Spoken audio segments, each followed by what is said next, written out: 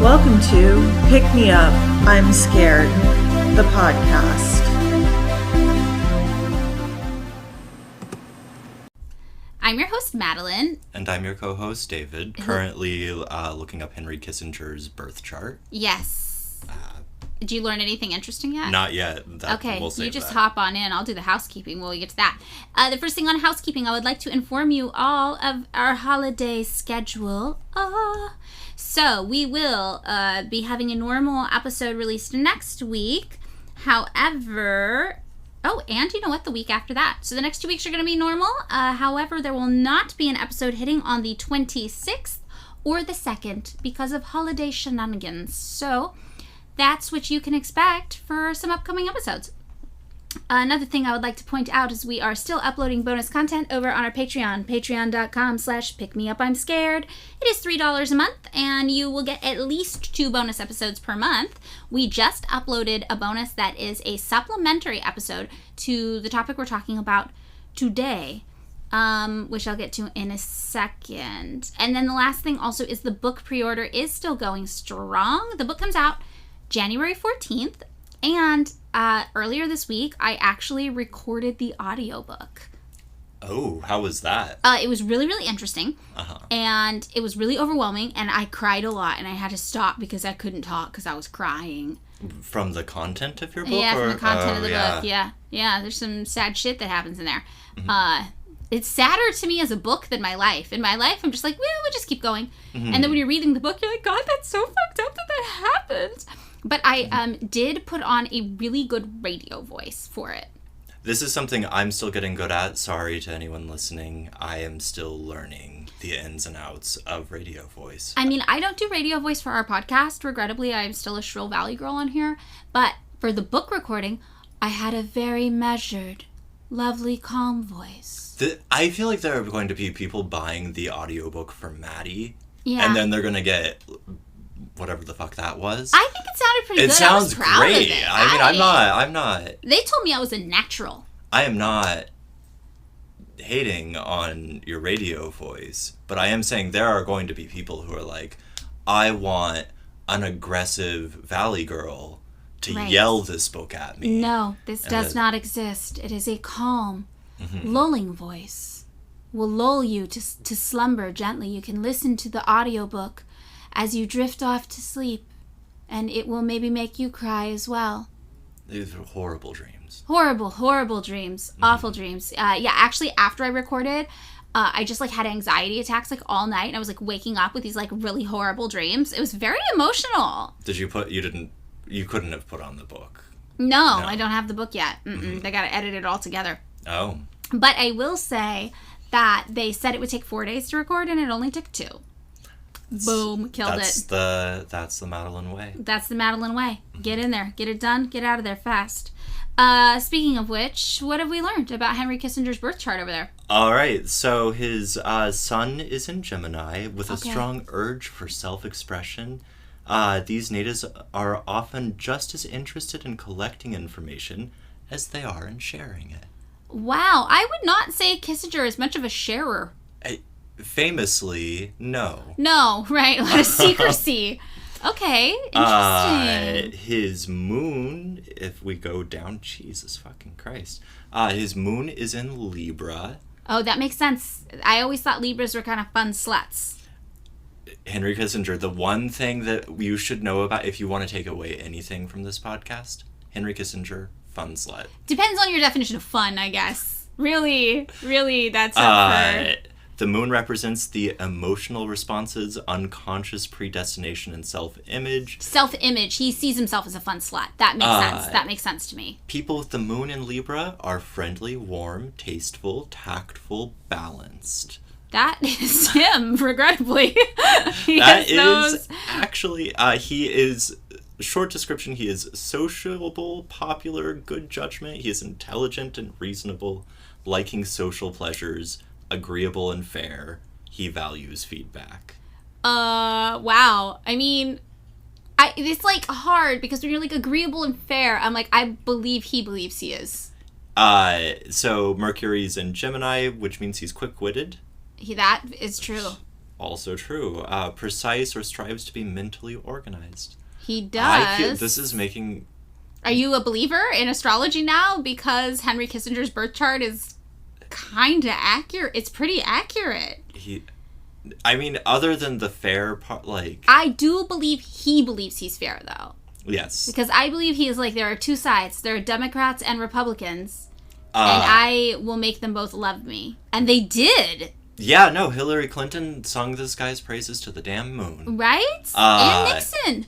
And, yeah. And it just shows you how not far apart they are, right? Which is why, it's open to interpretation, the whole fair thing. But I think in his world where those are the only two options, he's like, I'm so fair and balanced between these two options. He's not realizing that's a false dichotomy. Yeah, to any of his victims, yes, of which there were many. Millions. Millions of victims, I would say. And I feel like let's end it on his Venus, his love sign. Yeah. Love for Venus and Taurus centers on the physical world and creature comforts. He loved his Peking duck. He did. And a woman in hot pants. He loved a woman in hot pants. Well, if you want to learn more about Henry Kissinger's love life, you should definitely hop on over to the Patreon for that bonus content. It's horrifying, I would say. Horrifying things to learn about him. So, moving right into the episode, November 29th, 2023 was a great day on Twitter. David, are you on Twitter? No. No. Why would I be on Twitter? All right. Well, we had 3 beautiful trending hashtags going on simultaneously for those like David who are not with us on the platform. And by us, I mean... Also, you have to call it by it. I'm not calling it that. I refuse. No, it's not. No, it's Twitter. Anyway, by us, those of us on Twitter, I do mean just like the dregs of the earth. No, I refuse to say that. Internet addicted trash, just the lowest of the low, just people fiending for a social media hit every 15 seconds. That's us over on Twitter, not X, Twitter. And the hashtags that we got on this glorious day on that godforsaken fucking app were, it finally happened, R.I.P. Bozo, and Kissinger trending with Cambodia. So we had some really strong trending hashtags on Twitter that day. And depending on when you looked, for a while, Rest in Piss Bozo was also trending. But it depended on the time of day. That's a good one. Yeah. That one was my personal favorite. So it was, of course, all to commemorate the death, finally, of the infamous war criminal, Henry Kissinger, who lived to be just a horrifying 100 years old. He just was not dying. I still, this guy, for himself, I believe he died not a good death. He was happy. I also believe he was happy, and that is infuriating. That is so infuriating. But yes, this all, comes along with the knowledge that in his lifetime, he contributed to the deaths of 3 million people in Vietnam.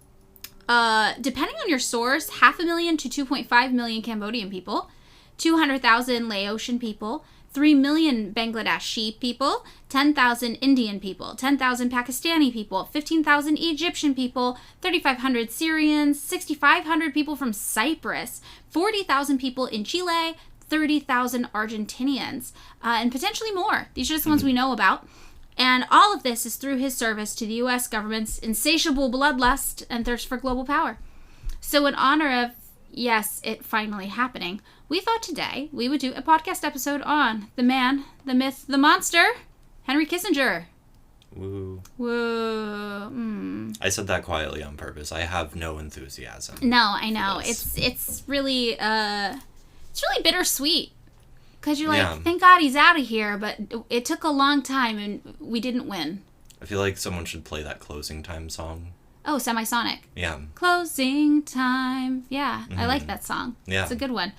They also had a second lesser-known hit called Singing in My Sleep, I believe, or Singing to Me in My Sleep. Nobody remembers the second Semisonic single. You say it as a hit, and yet nobody remembers it. But it was a hit at the time, and it's not Semisonic's fault that history forgot them, because they were a great band. Mm-hmm. And I think that I stand by that. Okay, so back to Henry Kissinger, I guess. we're going to do this episode about Henry Kissinger. We're going to talk about his life. There's a lot of stuff, and there are a lot of topics that we will hit as we go through this that we've already done whole episodes about. So when we get to those, we'll try to direct you to the episodes if you want some more background info, because this man, in the past century, has had his hands in everything bad the United States has been up to, really. Yeah. Just a lot of bad things. And we talk about a lot of bad things the United States has been up to on this here podcast. So we, by proxy, have been talking about Henry Kissinger for a long time. He's been on your mind this whole time and you didn't even know it. God, I hate that. And I hate that he would love that. So we're going to start in 1923. He was born as Heinz Alfred Kissinger in Fürth, Germany. And he was born to middle-class parents. And yes, fun fact, he is a Gemini. And I learned this on biography.com. Great source, 10 out of 10 source on my end. Just really coming through with the hits with biography.com. But David, you actually heard that he himself proudly would talk about being a Gemini. Yeah, no, in fact, in a column we read over on the Patreon side, he read astrology columns and gossip pages and loved to talk with people about them. This was one of his favorite things. Yeah, he liked to read the gossip pages about himself, though. Yeah. He wanted to see what people were saying about him. Mm-hmm. That seemed fun to him. Yeah, so his dad, Louis Kissinger, was a teacher, and his mom, Paula Stern, came from, like, a prominent family. Like, she was pretty well off, and I assume she was, like, a stay-at-home mom, probably, because nobody ever mentioned her having a job. Mm-hmm. So when he was around 10 years old, 1933, Nazis obviously seized power in Germany, and Kissinger's family was Orthodox Jewish, and they experienced a lot of anti-Semitism, a lot of persecution for being Jewish during this time.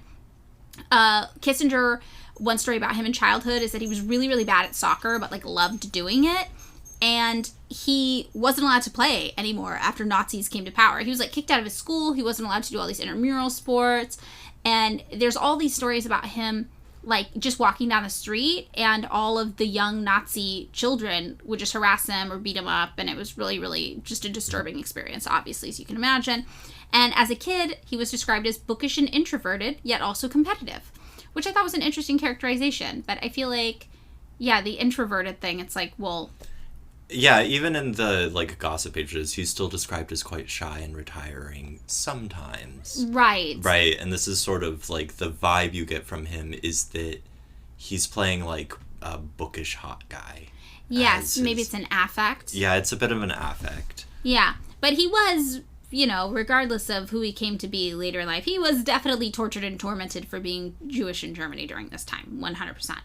And when he was 12 years old, 1935, the Nuremberg laws were enacted, which Nuremberg was pretty close to where he was born. What is it, in Fürth? Mm-hmm.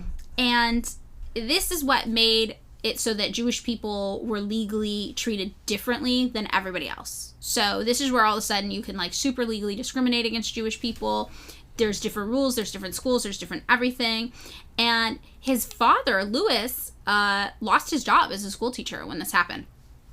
So, his parents were, I wanted to say they were smart, but that implies anybody who didn't leave was stupid, which is not the case. His parents saw the writing on the wall. They were like, this is getting bad fast. They had the resources to leave, which is a major thing, and they went all in on getting out of Germany. And they got out. In 1938, August 20th, they immigrated to the United States via boat through London, and they settled in New York. But they had kind of spent all of their money getting out of Germany. So they happened to leave just 3 months before the Night of Broken Glass happened, which is widely considered to be, like, one of the major turning points kind of in things going from really bad to really, really awful in Germany during this time. And this is where Nazis carried out a regime of coordinated anti-Semitic violence at night that killed 91 Jewish people, set local synagogues on fire, just really set the tone for the horrors that would follow. And a lot of Kissinger's relatives did not make it out. It was 13 of his relatives died in the Holocaust. In our bonus episode, we read a report where somebody had said 11, and I corrected it and was like, oh, it was actually 12. But no, it was in fact 13 total of his relatives who did die in the Holocaust. So Kissinger and his immediate family made it out safely, came to New York, but didn't have very much money anymore. And he ended up attending George Washington High School, but pretty quickly transitioned into night school because he had to get a job to help support his family because they didn't have money or resources like they had back home. So he got this job at a shaving brush company, and that's what he would do in the day, and then he would go to night school And one of his teachers, though, at this time was like, Kissinger, he was the most serious and mature of the German refugee students. And I think those students were more serious than our own.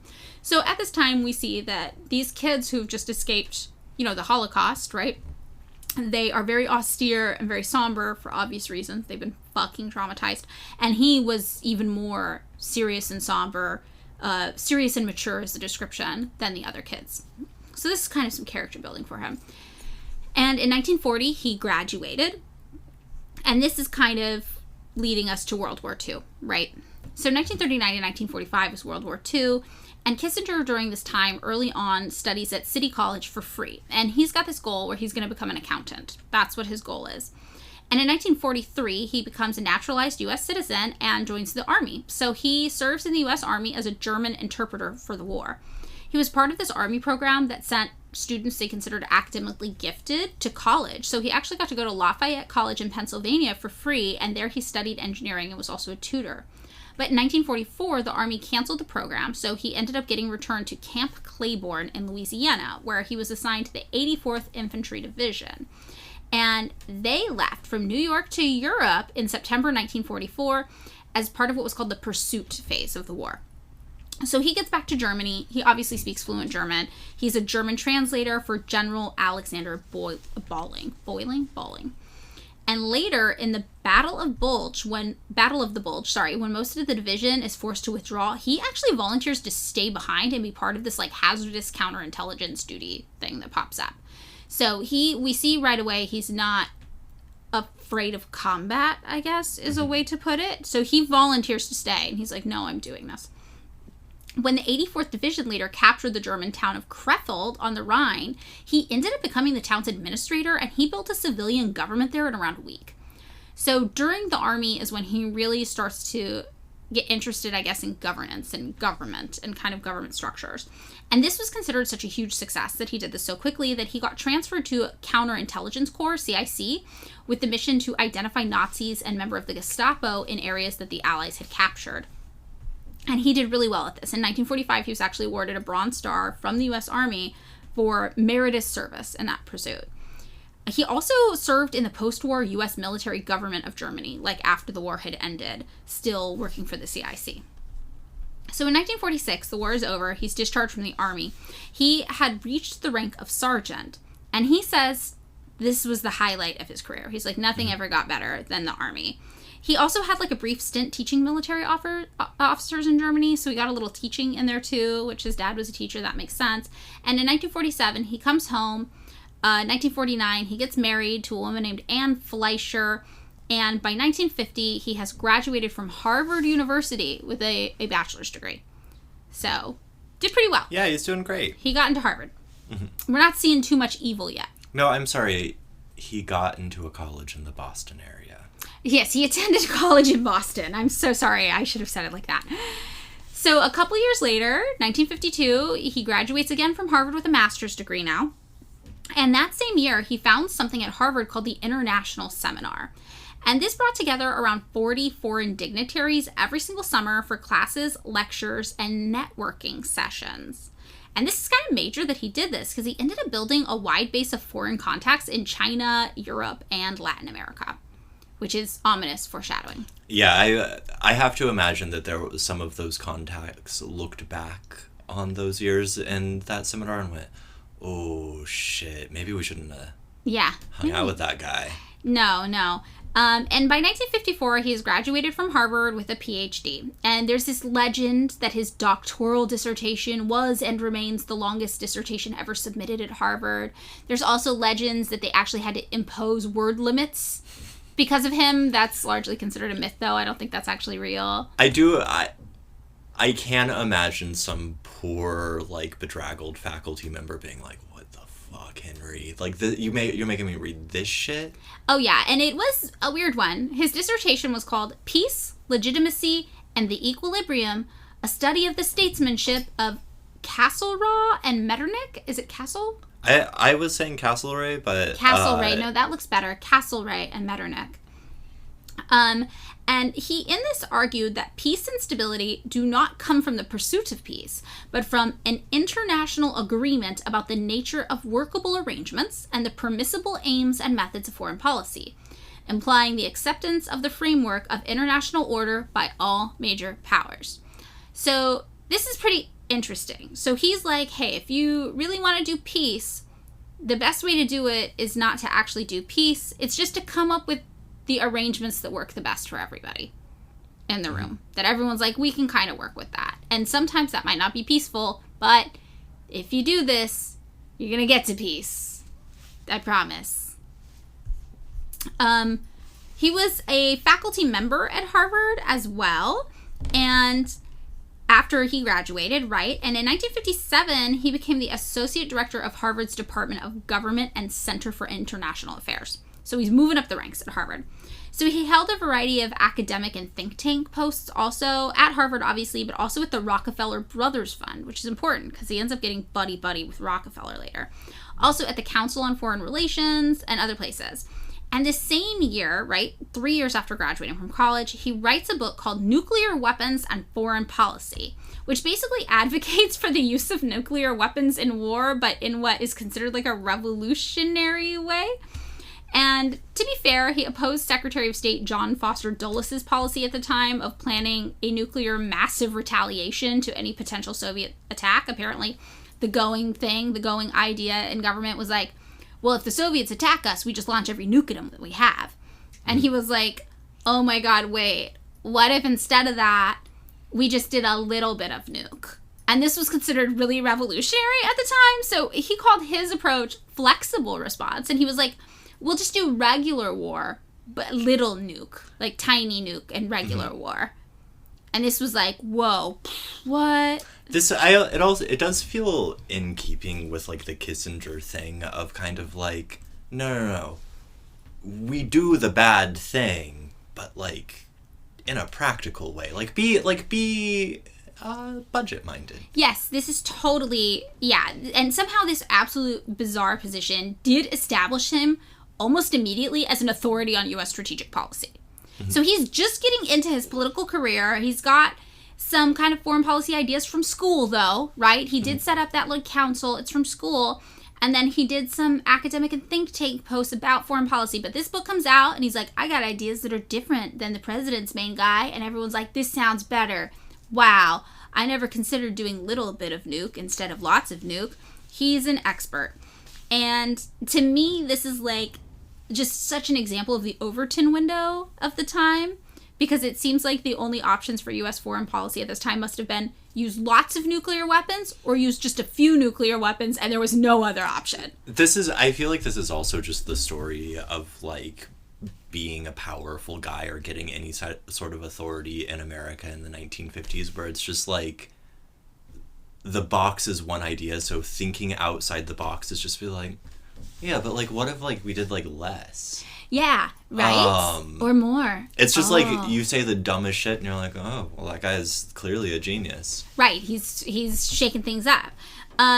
So I think like here is a really good chance for us to get into what Kissinger's political philosophy that he had developed throughout college and he was putting into his first book and into all these think tank posts really was. Because this is where he was really forming it. It was formed by this time. And this is still just kind of fresh out of college, but we see that it would influence his whole career from this point. So, David, do you want to get into that? Yeah, so this is mostly stuff from his dissertation, that long-ass thing that Maddie was talking about. And it, like, so he didn't coin the term, but it's usually associated with him, which is, like, realpolitik, which is this idea that stability has commonly resulted not from a quest for peace, but from a generally accepted legitimacy. Legitimacy, as here used, should not be confused with justice. It means no more than an international agreement about the nature of workable arrangements and about the permissible aims and methods of foreign policy. It implies the acceptance of the framework of the international order. A legitimate order does not make conflicts impossible, but it limits their scope. Hence the less nuclear bombs. Baby nuke. Wars may occur, but they will be fought in the name of the existing structure. So the thing about, like, Kissinger's sort of realpolitik is that it's entirely about just maintaining a status quo of stability, right? Like, this is with the sort of, like, caveat that, like, American hegemony is the thing that guarantees that, you know, stability. Yes. Totally. So it was like a basically fundamentally conservative project of establishing beyond the scope of justice a sphere of legitimacy premised on American hegemony. This entailed the containment at all costs, as we'll see, of potentially revolutionary political movements worldwide that could upset the stability of the post-World War order. And so this book was about the Congress of Vienna, in which the sort of, like, post-Napoleonic map was drawn by two diplomats, Castlereagh and Metternich.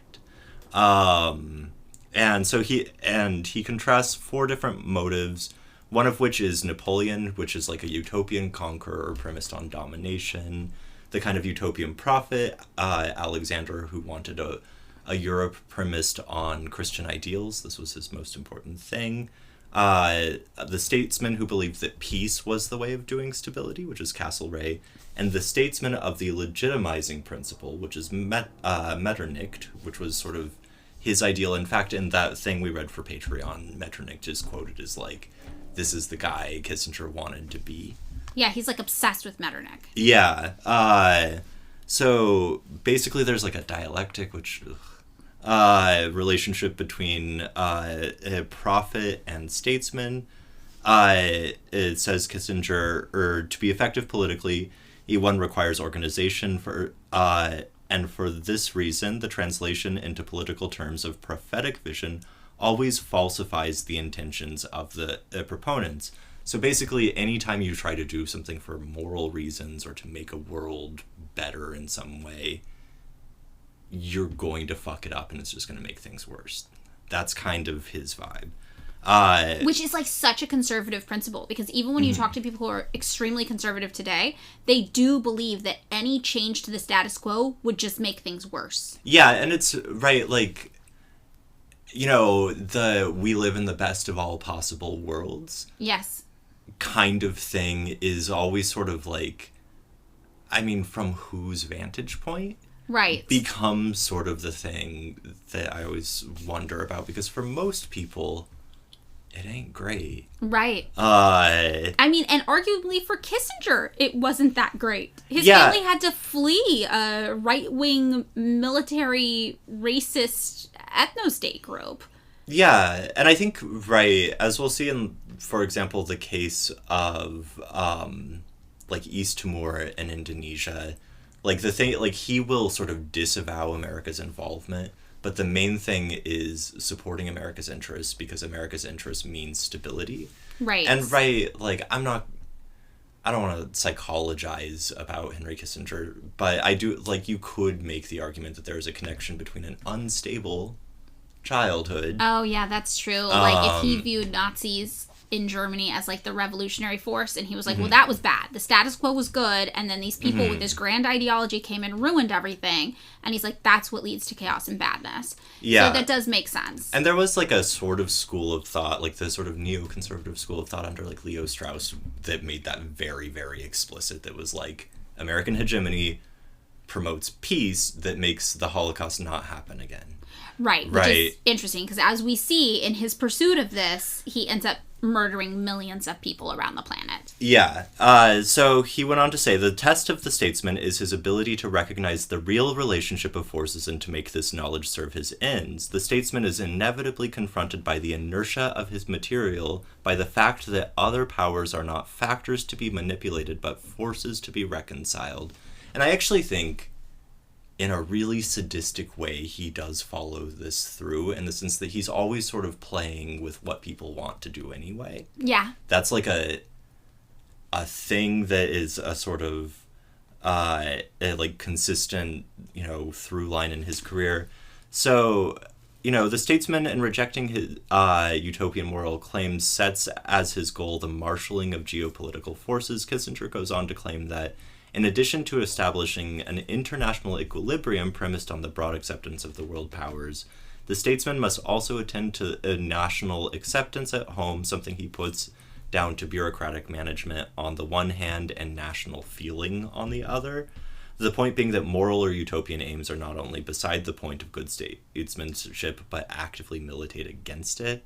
Realpolitik, then, is the expression of a sort of political pragmatism with no aim outside the legitimizing conditions of its continued exercise. Yes. So, like, the thing that Realpolitik does is it just continues to produce the environment to keep doing Realpolitik. Yeah, it is just like status quo begets status quo begets status quo. Yeah. And what's interesting about Kissinger, which we will get into later, is that he loves neoliberal American capitalism. We're going to see this a lot over and over again.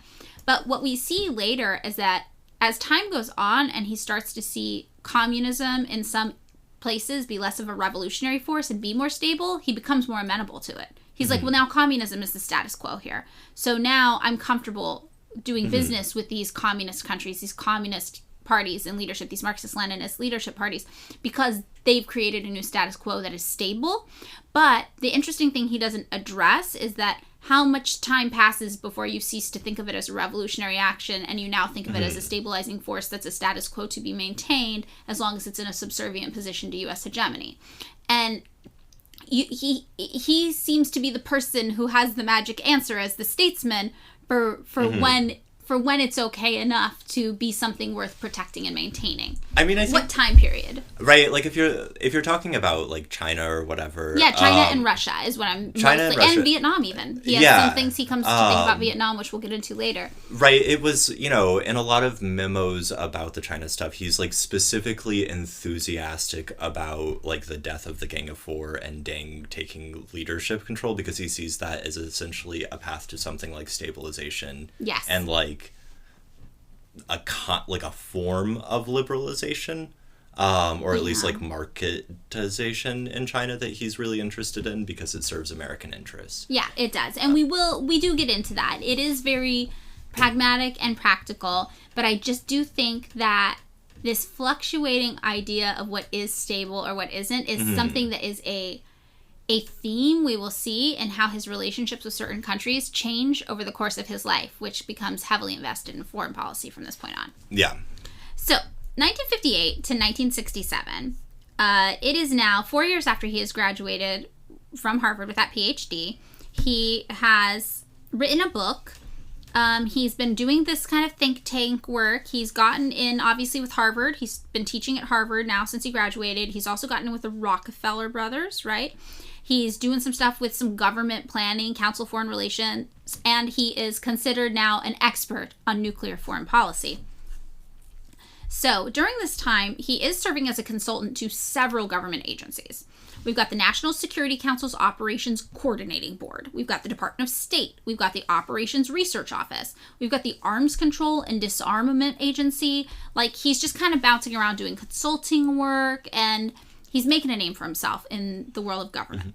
So in 1959, he becomes the director of the Defense Studies Program, which is a position he will hold until 1969, and he gives it up only because at that juncture he will begin working with the White House, which we will see. But that following year, after 1959 into 1960, the birth of his first child comes around. His daughter Elizabeth is born. And in 1960 as well, he writes The Necessity for Choice, which is another book. And we'll see that from this point on, he becomes very, very prolific. He likes to write a lot. He likes to hear himself think. He likes his ideas. And he's writing a lot of books. He did once say, in answer to the question, will you write a book? I know too many secrets. Yeah, which is funny because he's written so many books. He's a young guy and he's already written 3 books. Yeah, 2 at this point, I think. Well, are you counting his dissertation as a book? Because Harvard did. Yeah. They did eventually publish the damn thing. Okay, yeah, so that counts. So in 1960, he writes The Necessity for Choice, where he ends up going back to that idea he had a flexible response, which was the nice little code phrase he came up with to describe baby nuke, like a little less nuke. And he ends up limiting this concept to what he considers conventional forces only. He's like, you know what? Now that the conditions of the world have changed a little, I think maybe no nuke at all is a good idea. I think maybe we move away from the nuke thing, because what we have is a missile gap that's developing between the Soviet Union and the United States. So basically, you see that really practical, pragmatic thing come about where he's like, hey, actually, I don't think this is a good idea anymore, because I think they have more nukes than us now. Do you think that's it, or was it the other way? Because I know the Soviet Union, like, poured under Brezhnev, like, insane resources into catching up to the United States. Yes.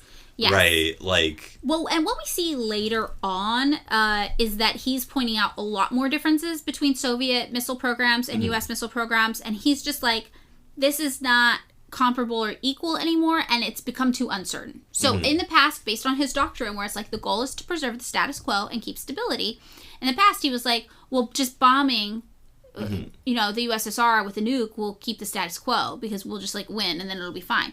But now he's like, at this juncture, bombing the USSR with a nuclear weapon will not keep the status quo, because they'll bomb us even more and it'll just create World War III, basically. So we see he has this flexibility in his ideas where he's like, well, now this is no longer a good idea. So he's going back with his second book and being like, well, time ran out on that theory. Here's the new theory now. Get away from the nukes. It's bad. And this ended up actually having significant impact on the activities of the Kennedy administration, which is why when we talk about like a lot of the Kennedy stuff about like nuclear weapons, we see a lot of fear and trepidation. And that's coming from Kissinger before he's even in a White House capacity formally, where he's just as a consultant and some guy who went to Harvard who's writing books on what he thinks political theory should be in the world of foreign policy. It's already having this huge impact on how Kennedy was being president. So that same year, New York Governor Nelson Rockefeller runs for president for the first of what would ultimately be 3 attempts on the Republican Party ticket. And he appoints Kissinger as a key advisor. Also, around this time, 1961, Kissinger's son David is born. He's like doing the family man thing. And by 1962, he was also working as a more full-time kind of professor of government at Harvard. I guess not full-time, but in a more formal capacity. And in 1964 and 1968, Rockefeller runs for president on that Republican Party ticket again. So we got 3 attempts in here. So this is, by the way, the one in which Kissinger compared the Cow Palace nominating convention, in which Goldwater was eventually nominated, to the Nuremberg rallies. And it was the one in which he said that the Republican Party had lost its way and Nixon was unfit to serve. Yes. So we see that Kissinger and Rockefeller are kind of buddies. They're ideologically aligned in a lot of ways. I think it's safe to say Kissinger looks up to Rockefeller a little bit. And their ideology, they are Republicans, but they are more, I don't even know how, they're more moderate Republicans. I mean, this used to literally be called a Rockefeller Republican, which was that you were aligned with the interests of, like, specifically northeastern capital, which meant that you pursued a specifically pragmatic U.S. foreign policy, and you really wanted to protect the interests of large capitalists. Right. But not necessarily that you were, I think that the thing is that there's a different type of republicanism than this, which is more focused maybe on identity politics. Yeah, I mean, there's like I think it usually gets called, and it's the republicanism that we are all familiar with now in 2023, which I think has its roots in like shifting demographics from the Northeast to the Sun Belt, and which is so like Phoenix and like, you know, Southern California. This is where Ronald Reagan comes out of.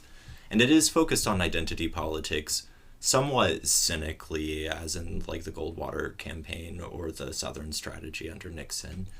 But it's a lot more militant and aggro in its rhetoric. I don't know how else to put it. No, it's this kind of makes sense. It's not respectable. This is the gentleman's form of being a Republican. Yeah. Not the hands in the earth, salt of the earth, you know, work in the ground, my jeans are covered in mud kind of version of a Republican that we...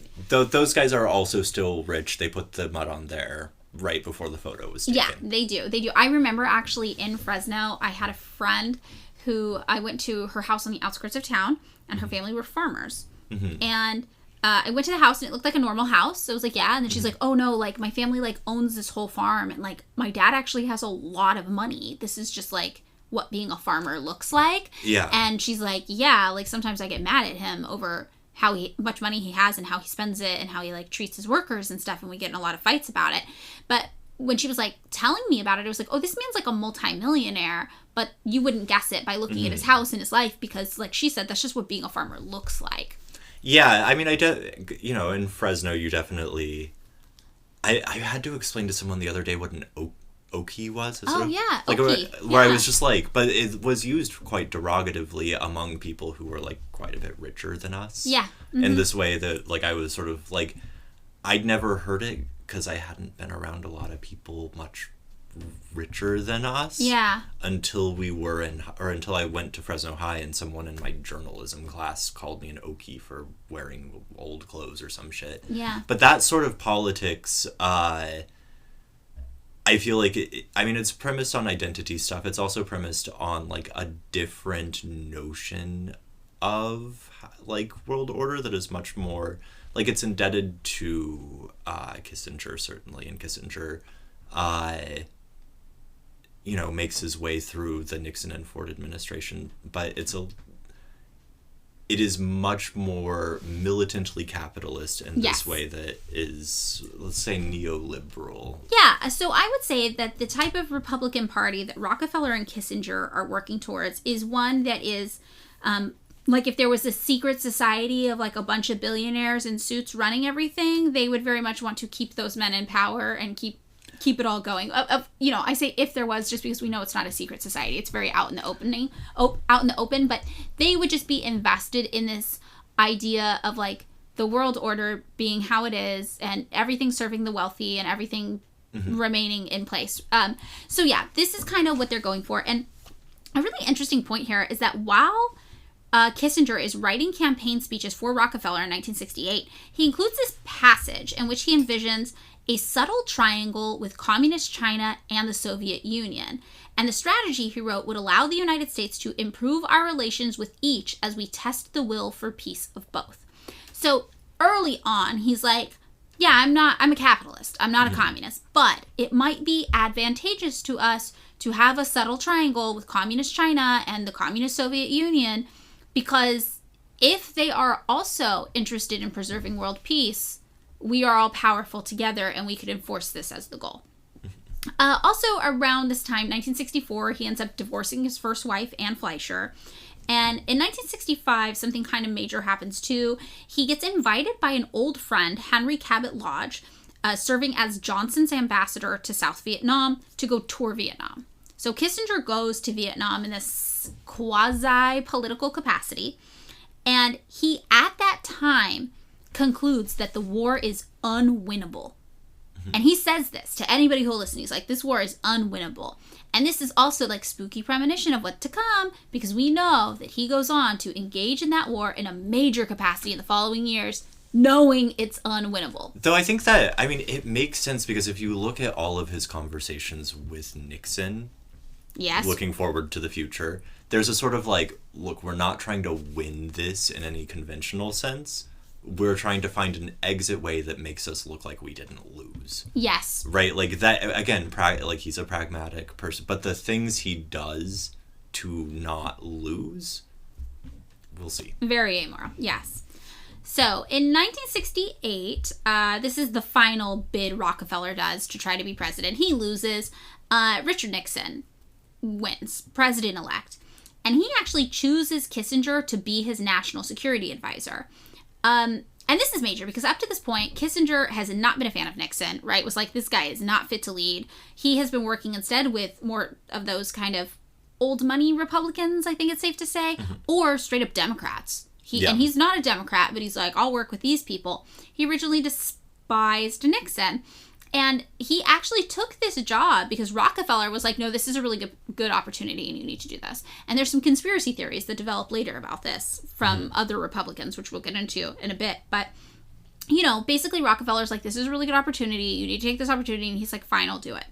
But in August of 1968, he wrote to Averell Harriman, my dear Averell, I am through with Republican politics. The party is hopeless and unfit to govern. So by 1969, January 20th, he officially becomes that national security advisor under President Nixon. And a weird quirk, apparently, is that Kissinger seems adamant from an early point about recording absolutely everything he can. Every conversation, every memo. He is keeping records. And some of these ended up getting made public via the Freedom of Information Act years later, and that's how we know that he was up to this. But this is also why we know so much about what he was up to in these years that he was working in the White House. So roughly 2 months into the job, we start to see the full force of his political ideology in play, and it starts with one of the most infamous acts of American violence in history, the bombing of Cambodia and Laos. And for more information on what Laos specifically went through, we do have an episode, number 66, all about the secret war and the bombing of Laos, so I definitely recommend checking that out. But when it comes to Cambodia, everyone has probably heard the Anthony Bourdain quote by now, but in case you haven't, what follows early on in his tenure as National Security Advisor is the inspiration for Bourdain later saying, "Once you've been to Cambodia, you'll never stop wanting to beat Henry Kissinger to death with your bare hands. You will never again be able to open a newspaper and read about that treacherous, prevaricating, murderous scumbag sitting down for a nice chat with Charlie Rose or attending some black tie affair for a new glossy magazine without choking. Witness what Henry did in Cambodia, the fruits of his genius for statesmanship, and you will never understand why he's not sitting in the dock at The Hague next to Milosevic." All right, so I guess is this the point at which we're going to talk about Operation Minyu? Yeah, and what happened in Cambodia. It's bad. Yeah, it's really bad, and I'm not going to get into, like, the Khmer Rouge, which a lot of people attribute the rise of the Khmer Rouge to Operation Minyu. Yeah. But, so when you think about the numbers that people usually cite in terms of deaths that you can attribute to Kissinger's involvement in Cambodia, they're usually also including those. Right. It's like and I think this is a fair assessment to make based on his own definition of the role of the statesman. Yeah. He says the role of the statesman is to preserve the status quo and keep things peaceful. And what we see is he meddles, he ruins things, and it starts this chain reaction of just horror and destruction that gets infinitely worse. I mean, it's about marshaling forces, right? Like, yes. And that's the thing is he marshals forces, and then it's just like, well, I guess I'm walking away. Right, and when the forces get out of control, he's like, whoops, bye. So, the bombing of Laos had been underway since 1964, in fact. But there were People's Army of Vietnam and Viet Cong bases on the Cambodian-Vietnam border. As well as obviously civilians, though Kissinger will later say in an interview years later, I don't think there were people there. Yeah. When someone straight up asks him, what about the thousands of people you bombed in Cambodia? He says those villages were empty. Yeah. So Operation Minyu, which is, on some accounts, seems to be named after the fact that they were coming from breakfast. When they did this, so it commences with Operation Breakfast. Again, this is the other thing. We talk about this in the Patreon stuff, but how glib and fucking annoying these people are about the terrible things they do. Yeah, he thinks he's real charming and funny and witty and special, this man. Yeah, so this is a bombing campaign in which American B-52s take off supposedly to bomb targets in South Vietnam, but are redirected into Cambodia to bomb targets in Cambodia. So, in order to limit the knowledge of the attacks, Nixon and Kissinger devised two reports, one which reports on bombing campaigns within Vietnamese borders, another which reports on bombing campaigns across the border in Cambodia. In a March 15th, 1969 memo, Secretary of Defense Melvin Laird reports that Kissinger said that there's to be no public comment at all from anyone on the planned bombing campaign in Cambodia. A day after the bombing commences, Kissinger is said to have been excited. Secretary of Staff, I think that's his title. Halderman. Yeah. I just can't remember what his fucking title was. Reports Kissinger's Operation Breakfast, a great success. He came beaming in with the report, a lot more secondaries than had been expected. Confirmed early intelligence, probably no reaction for a few days, if ever. The same day, General Wheeler, in a memo on reports, reports that Kissinger, commenting on the effect of the first day bombing, observed that the Air Force should put in 2 or 3 more hits of the whole area if we can get the right intelligence. There was one target he had grave reservations about because of the civilian reports, but he was checking that out for the truth. He is also looking into other areas that were mentioned. He continued, psychologically, the impact must have been something. So basically what he's talking about was that the Prince of Cambodia, they needed him to come to the table to put up further resistance to Viet Cong and People's Liberation bases within Vietnam. And so these bombing campaigns were attempts to psychologically scar Cambodian people into in order to force them to help the United States. Fight Vietnam. And again, the whole reason we were in Vietnam is because we wanted France to own it. Vietnam was like, we would like to be independent, and France was like, no, you're ours. And then the United States was like, yeah, we think France should continue to own Vietnam, which also makes sense in the context of Kissinger's approach to world politics. It doesn't matter what's right, morally, or just. He just wants to preserve the status quo, and France has been owning Vietnam, so he wants to do this to ensure that France continues to own Vietnam. Yeah. So around this time, there's an article written in the New York Times by William Beecher that is, if you look at the New York Times from the day, I'm just going to say it's below the fold. Wow. Reporting on the bombings. It is like a pretty extensive article, but it's just sort of like, this happened, there were bombings in Cambodia. And it's, Kissinger is pissed about it, but he seems to get relieved after a little bit because no one it doesn't come up. Nobody cares. Yeah. By December of 1970, Kissinger is instructing Haig that on the orders of, quote, our friend, which means Nixon, there is to be a massive bombing campaign in Cambodia. He doesn't want to hear anything. It's an order, it's to be done. Anything that flies on anything that moves. So at this point, this is total war. Between Operation Menu's start and its conclusion in 1973, the U.S. military flew more than 231,000 bombing sorties in Cambodia and dropped more than 500,000 or more tons of munitions. For comparison, during all of World War II, including the atomic bombing, the United States dropped 160,000 tons of munitions on Japan.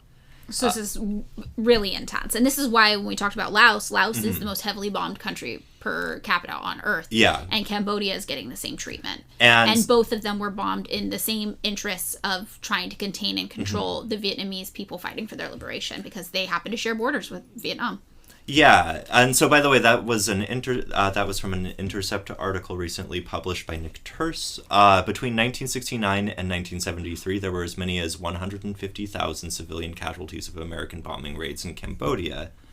And then here's some quotes from that Turse article, just to sort of give a picture of what happened. How horrifying this was. For these people. When the shooting started, villagers would scatter, running for the uncertain protection of paddy dikes, and as the war dragged on, subterranean bunkers that family dug beside their homes.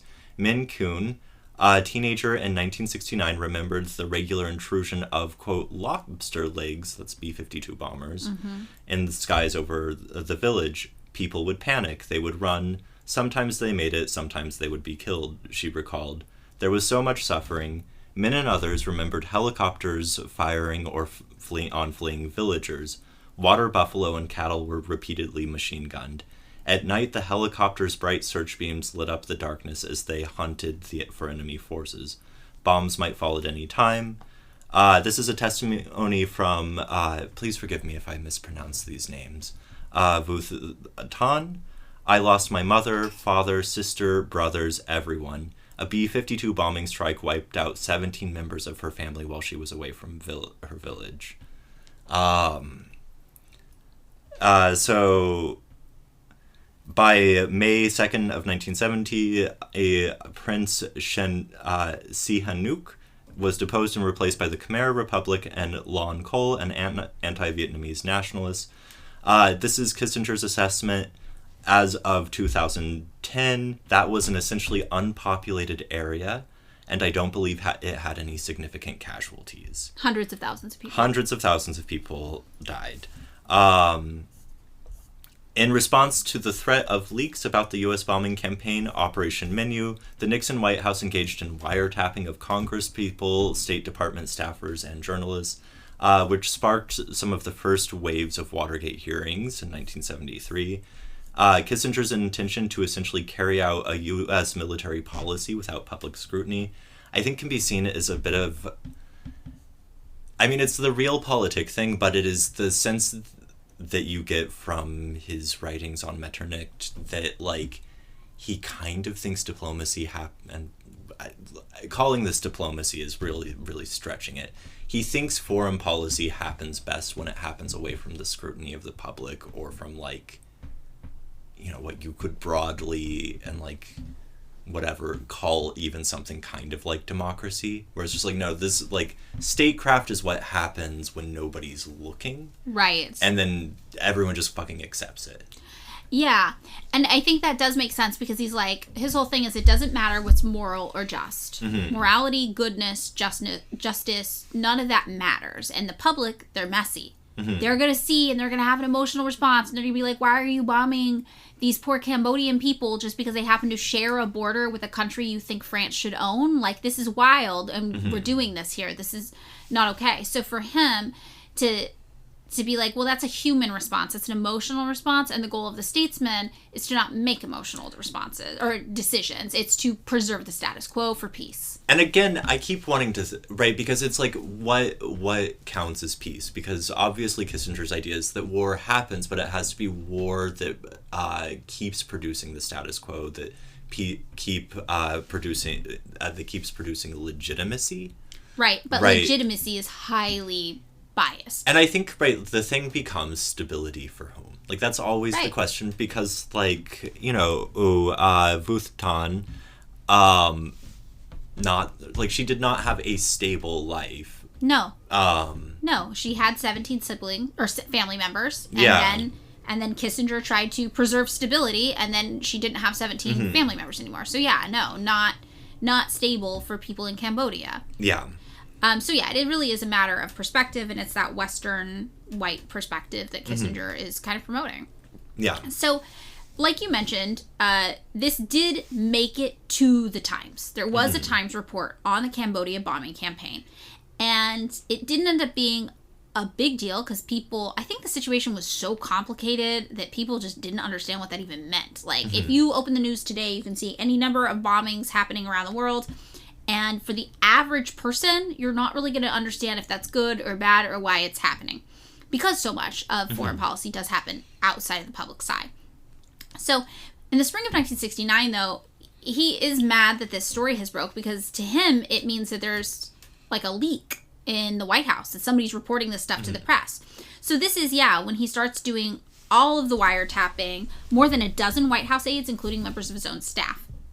So, to me, I'm like, what a hell of a way to kick off your job. You're brand new at this job. It's the first, year of your job? Do you think he'd had, like, a performance review yet? Do you think he'd had to go into HR? Yeah, I think they're happy, though. Yeah. I think everyone's really pleased. So this is how he's starting off his official career in politics. Not just consulting, not just writing books about his theories. This is when he's actually doing shit, and this is how it's starting. So this, though, is not the only thing that Kissinger and Nixon are doing early on in the presidency. Another thing they're up to is getting their hands dirty with Israel. And again, we have a whole episode about the USA's special relationship with Israel, episode 91. Nobody's allowed to commit war crimes but me and maybe the boy, which is, yes, a Simpsons meme reference. So if you want to understand more about the USA's motives and involvements with Israel over the years, that's a good place to start. So if you don't want to listen to that, though, suffice it to say, the USA is very invested in what goes on in Israel. And this is kind of when it really starts to happen in a major way.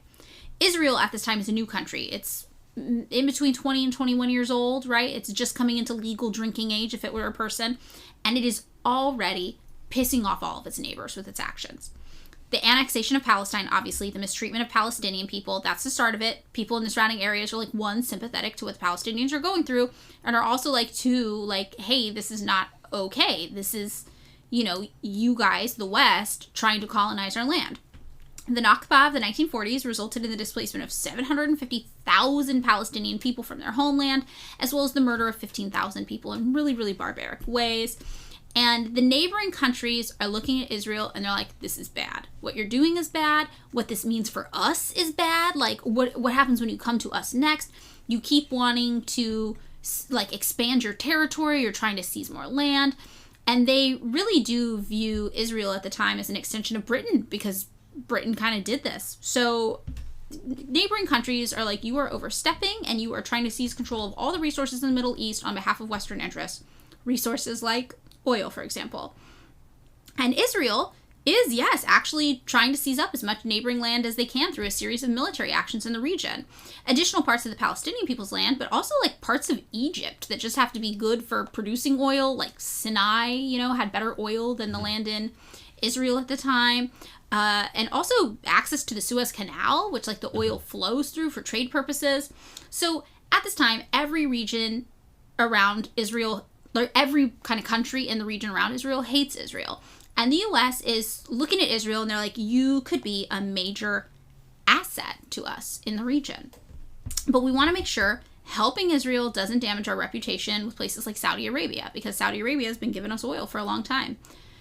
So Nixon had originally ordered Secretary of State William Rogers to negotiate with the USSR to work together to try to find a settlement for what's going on in the Middle East at the time. And I've been told that there's a different term that's better to use for Middle East, and I'm just remembering that now, but I don't know what it is. It is a very Amerocentric, Western-centric term. Like, the Middle East is, like, comparative to us, to the West. So I understand that. So I apologize in advance. After we record, I will do more research into what the proper term is. But yeah, the USSR at the time is the other major global superpower. So a lot of negotiating around the world happens between the United States and the USSR, ostensibly to preserve balance so that there's not World War III. And it's also an entity to which a lot of socialists and communists in the Middle East are growing really sympathetic with, or even aligning themselves with outright. There's a lot of socialist revolutions in the area because a main thing about socialism is opposing Western imperialism, and they are experiencing Western imperialism via Israel directly. So this is going on. Nixon's like, go, my Secretary of State, William Rogers, go negotiate peace. And Rogers' plan is like, all right, we're going to have Israel withdraw all the land they've been seizing up, back to the lines that were in place in 1949, and everyone's just going to chill the fuck out. But everyone hates this plan. Like, the USSR is like, what the fuck? They shouldn't even be there. Egypt's like, no, we want our pre-1949 land back, and they keep doing other shit to piss us off. And Israel's like, fuck you, we don't want to give up any of it. We like all the land. And by the end of 1969, everybody is like, we hate this plan, fuck this, and we hate this Rogers guy. So Kissinger, meanwhile, is the national security advisor at the time, and he's like, I don't think the USA should make Israel give up anything, as long as Egypt is buddy-buddy with the USSR. It's kind of like, it maintains balance. Like, we're buddy-buddy with Israel, and Egypt's going to be buddy-buddy with the USSR. So Kissinger isn't trying to smooth anything over, though. He's more like, look, this is how it goes. Like, me and my friends will fuck up you and your friends, and he's kind of escalating. Even though his stated goal is supposed to be to preserve the status quo. He's like, well, this is how you preserve the status quo. The status quo is the United States will bomb the shit out of you if you do something we don't like. The status quo is always a game of chicken. Yes. So he's kind of playing a game of chicken with them. Exactly. But at the same time, while doing this, he is actually advocating for slightly warmer relations with the USSR, like the Soviet Union, than other people in the presidency or in the White House had been before, which is kind of counterintuitive. Like, he's in favor of fighting these proxy wars, but being kind to the USSR's face. So the best way to explain this is he's a really hot, mean girl in high school who, like, sits with you at lunch but talks bad about you behind your back.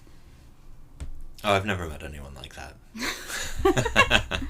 And this leads to the Strategic Arms Limitation Talks, abbreviated to SALT, in 1969. And this ends up being the first of two agreements signed by the USA and the USSR.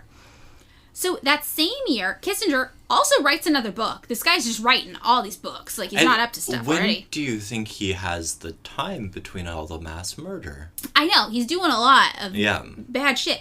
But he's like, oh, I'll write another book. And he writes American Foreign Policy. And in this, he famously says, the test of the statesman is the performance of the international structure, the permanence of the international structure under stress. And it's like, you're really stressing it, my guy. You're Well, really putting a lot of stress on it. He's just testing it. He's like, look, man, strength untested, is that even strength? He's like a toddler. Yeah. He's trying to push to see what he can get away with in his new position. No, he's just like, I want to make sure that this table, this international order, is strong. Yeah, for no reason. Other than to make sure it's permanent.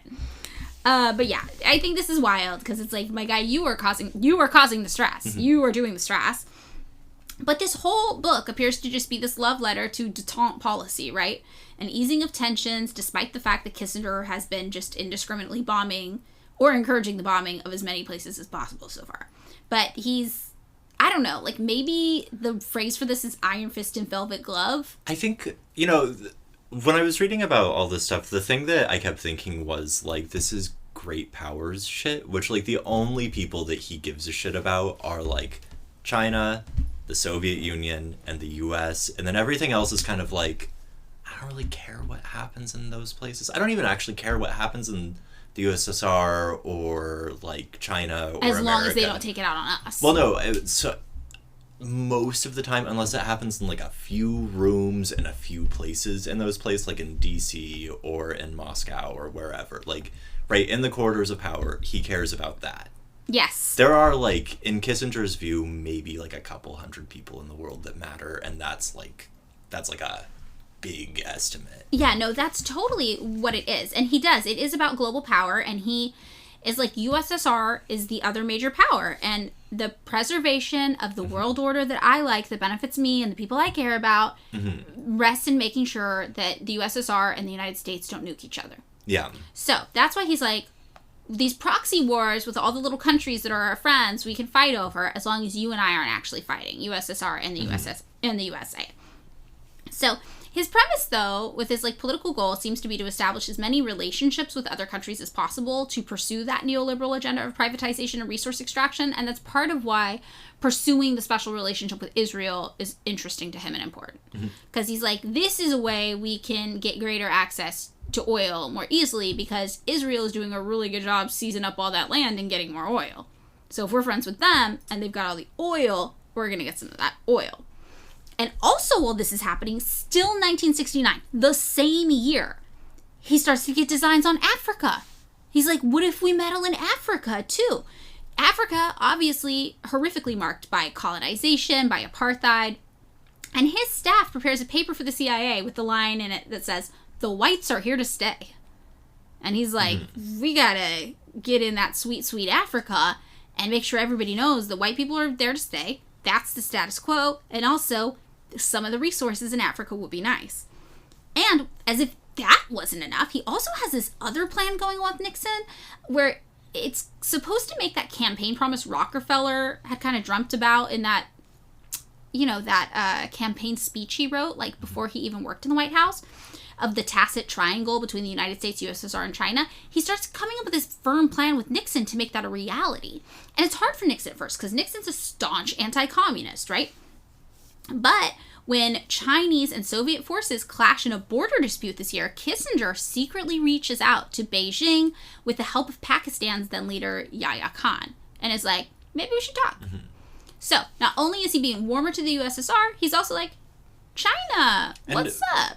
China and the Soviet Union, let's call them frenemies this whole they're time. frenemies. I think they're frenemies. They're like, right, specifically after Stalin's death, China was like, on the one hand, kind of felt, it seems like Mao Zedong kind of felt that he deserved more prestige within the sort of, like, communist bloc or whatever, and felt that many of the Soviet Union's waffling policy, for example, in Cuba during the missile crisis, was just weak and dumb.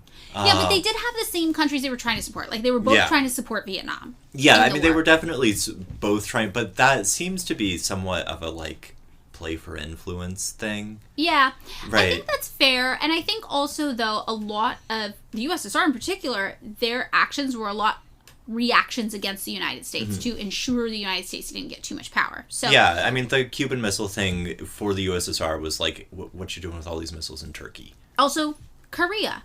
When, Korea gets divided into two spheres of influence. The USSR has a sphere of influence over the north. The United States has a sphere of influence over the south. And they're supposed to reunite the country, and the country's supposed to have its own kind of, like elections to determine who guides Korea as a unified force. When the United States is like, no, we're not doing that. We're just doing a brutal military dictatorship down here. The way that the USSR kind of balances it is like, okay, fine, we'll have our own elections up here then. Like, if you're not playing the game, we're not playing the game. So a lot of it is balancing. So you do kind of see that the USSR, even if it's not their stated political policy, there is some element of the pragmatic status quo that Kissinger is into. Which it seems like, right, I don't know if you came across this when it was, I think it was in research I did for the Cambodia stuff, but at some point during the Vietnam War and during the long unofficial détente between North and South Korea, North Korean plane shot down like a spy plane. And Kissinger was like fully like, we're just going to bomb the shit out of them, and that will change the balance of power so much that we'll win Vietnam somehow. Yeah. Right? Like, his logic is very, let's make the balance kind of favor the United States, which is also what the Soviet Union is doing, also what China is doing. Right. It is very interesting, though. So this is all in that first year. Everything happens his first year in the White House. And then we get to the next year, 1970, and by this point, there's kind of like a shit show just brewing on all fronts. So in regards to the USSR and China, in December 1970, Pakistan's ambassador in Washington delivers a message to Kissinger that had been carried from Islamabad by courier.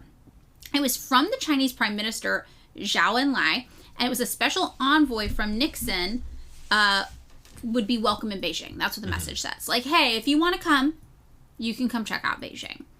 And this led to this thing that later came to be known as ping pong diplomacy. Have you heard of this, David? No. Okay, so basically this happened because after this, a young member of an American ping pong team was playing in a championship tournament in Japan and befriended a Chinese competitor. And the Chinese leadership concluded that this was another signal from Kissinger that they wanted to establish relations. Can you imagine these like poor kids playing ping pong, and they're like, someone's like, this weird old guy with a Mai Tai. First of all, Kissinger's always got a Mai Tai from now on. Yeah, I think so. I think he's always drinking Mai Tai, yeah. Thinks thinks that you're the way that diplomacy is going to happen. Just like get in there a little bit. Yeah, just go make friends. So because China's like, oh, this is probably a sign from Kissinger, they invite the American ping pong team to Beijing. And Zhao surprises the players there and is like, you have opened a new chapter in the relations of the American and Chinese people. Let's put on a kid. Over the next 2 months, messages get exchanged back and forth concerning this possible presidential visit. Like, all right, yeah, Nixon's invited. Maybe he'll go. Meanwhile, same year, 1970, Israel. Nixon breaks with Kissinger and allows Rogers to go back in and present a more limited initiative to halt this kind of Israeli-Egyptian war of attrition that's going on along the Suez Canal, where Israel had been plotting to take over the Suez Canal, amongst other things, because that's the channel through which oil flows to the Western world. It's very, very valuable, and Israel's like, mine. And Egypt's like, you literally cannot have this, it is ours. And then Israel's like, oh, can't we? And then just starts bombing the shit out of them and killing them, and they're really good at war. And it's like this whole mess. So Kissinger is like, just let them take whatever they want. And Rogers is like, no, we need to stop this. And Nixon's like, all right, fine, Rogers, get in there, do what you can to stop it. So this initiative that Rogers comes up with calls for Israel and Egypt to agree to a 3-month ceasefire and to have some negotiations with this UN mediator, Gunnar Jarring. And both parties do accept this. Both Israel and Egypt are like, fine. So on August 7th of 1970, the fighting stops. But Egypt and the USSR, meanwhile, make efforts to move anti-aircraft missiles closer to the canal, the Suez Canal. And meanwhile, Syria intervenes in a civil war in Jordan in a way that pisses the United States off. And Nixon is like, you know what? Fuck all this diplomacy. I kind of think Kissinger was right, and we should just let this shit play out. It's none of our business. Then Cambodia, the USA, fully still invading Cambodia, like David, you were talking about. And by the end of the year, Kissinger is, leading this massive, horrific bombing campaign there. Also during this time, Chile. Kissinger is up to some secret shenanigans along with the CIA in South America, and it is bad. Famously, Chile this year elects a socialist president, Salvador Allende. And before Allende gets inaugurated, CIA documents reveal that Kissinger supervised these covert operations, codenamed Foo Belt, to kind of try to create a military coup that led directly to the assassination of Chile's commander-in-chief of the army, General Rene Schneider. So on September 12th, 1970, Kissinger tells Rogers that the president's view is to do the maximum possible to prevent an Allende takeover, again, democratically elected leader, right, but through Chilean sources and with a low posture. So he's like, I don't want to get my hands dirty, but I'll help anybody else in Chile who wants to get their hands dirty do it. And on September 14th, 2 days later, one of Kissinger's top deputies writes a memo to Kissinger that's like, hey, I see you're plotting a coup. This is actually a really bad idea because it's going to lead to widespread violence and even insurrection. And also it's like a violation of principle. But we know that violating principle or ethics or morality is not going to motivate Kissinger. If anything, it's just going to piss him off because he's like, there's no place for that in statesmanship, right? So the next day, September 15th, Kissinger is in this 15-minute Oval Office meeting, just 15 minutes, which is for some reason is even more insulting, with President Nixon and CIA Director Richard Helms, all about Chile. And notes that were taken by the CIA director's record, they show Nixon orders the CIA to, quote, make the economy scream and to prevent Allende from being inaugurated as president of Chile. So Nixon directs Helms to put together a game plan in 48 hours, which is then shared with Kissinger, who becomes the de facto supervisor of the initial CIA efforts to get this military coup going on before the inauguration. October 15th, 1970, a conversation takes place between Kissinger, his deputy Alexander Haig, and the CIA's Thomas Karamessinis, this is a hard name for me, Karamessinis, I believe, to evaluate the status of plotting this coup in Chile, right? And the key plotter who is receiving CIA support is retired General Roberto Vau. And they're saying he did not have more than one chance in 20, perhaps less, to launch a successful coup. Karamessinis is like, this guy's not viable. He's not going to be the one to do the coup. So Kissinger lists the negative consequences of a failed coup and is like, a failed coup is going to be really, really bad for us. So they decide to send a message to Val telling him, don't do the coup, don't do the thing. And they advise him, the time will come when you, with all your other friends, can do something. You will continue to have our support. They're like, this is not the time. But it's because they secretly know this guy's not going to pull it off. He's not the one. So Kissinger then instructs Karamessinis that the CIA should continue keeping the pressure on every Allende weak spot in sight. Now, after the 24th of October, after 5th of November, and into the future. And a CIA report cabled to Santiago immediately following the Kissinger meeting states that it is firm and continuing policy that Allende be overthrown by a coup. So they're like, no, don't get it wrong. We want to do the coup. We want to get rid of Allende. This guy's just not the one. We're waiting for our Prince Charming. We're waiting for him. He's going to show up. Mm-hmm. And, 10 days later, on October 25th, the pro-Constitution Chilean commander-in-chief of the army, right, that's when he's assassinated in that covert CIA operation that Kissinger supervises. And this, of course, yes, is a failed coup. It doesn't happen like he wants. And Nixon, on November 5th, then schedules a meeting to address how to move forward. Because they're like, okay, we did try to do the coup. It didn't fucking work. We tried to do it a different way than we thought. It still didn't work. What are we going to do about Allende? And Kissinger tells Nixon, look, the State Department is saying that Washington could just establish, normal operations with Allende, but I don't agree. Don't agree with the State Department. Just give me a day. Let's see what we can come up with. So instead, they end up authorizing these secret interventions to, quote, intensify Allende's problems so that at a minimum he may fail or be forced to limit his aims, and at a maximum might create conditions in which collapse or overthrow might be feasible. These are Kissinger's talking points, right? 3 days after Allende's inauguration. So it should be mentioned, as far as I understand, Allende was not some crazy left. He was not he was a Marxist, so it's not like he was a non-Marxist, but he was one step further left than Bernie Sanders or AOC. I mean,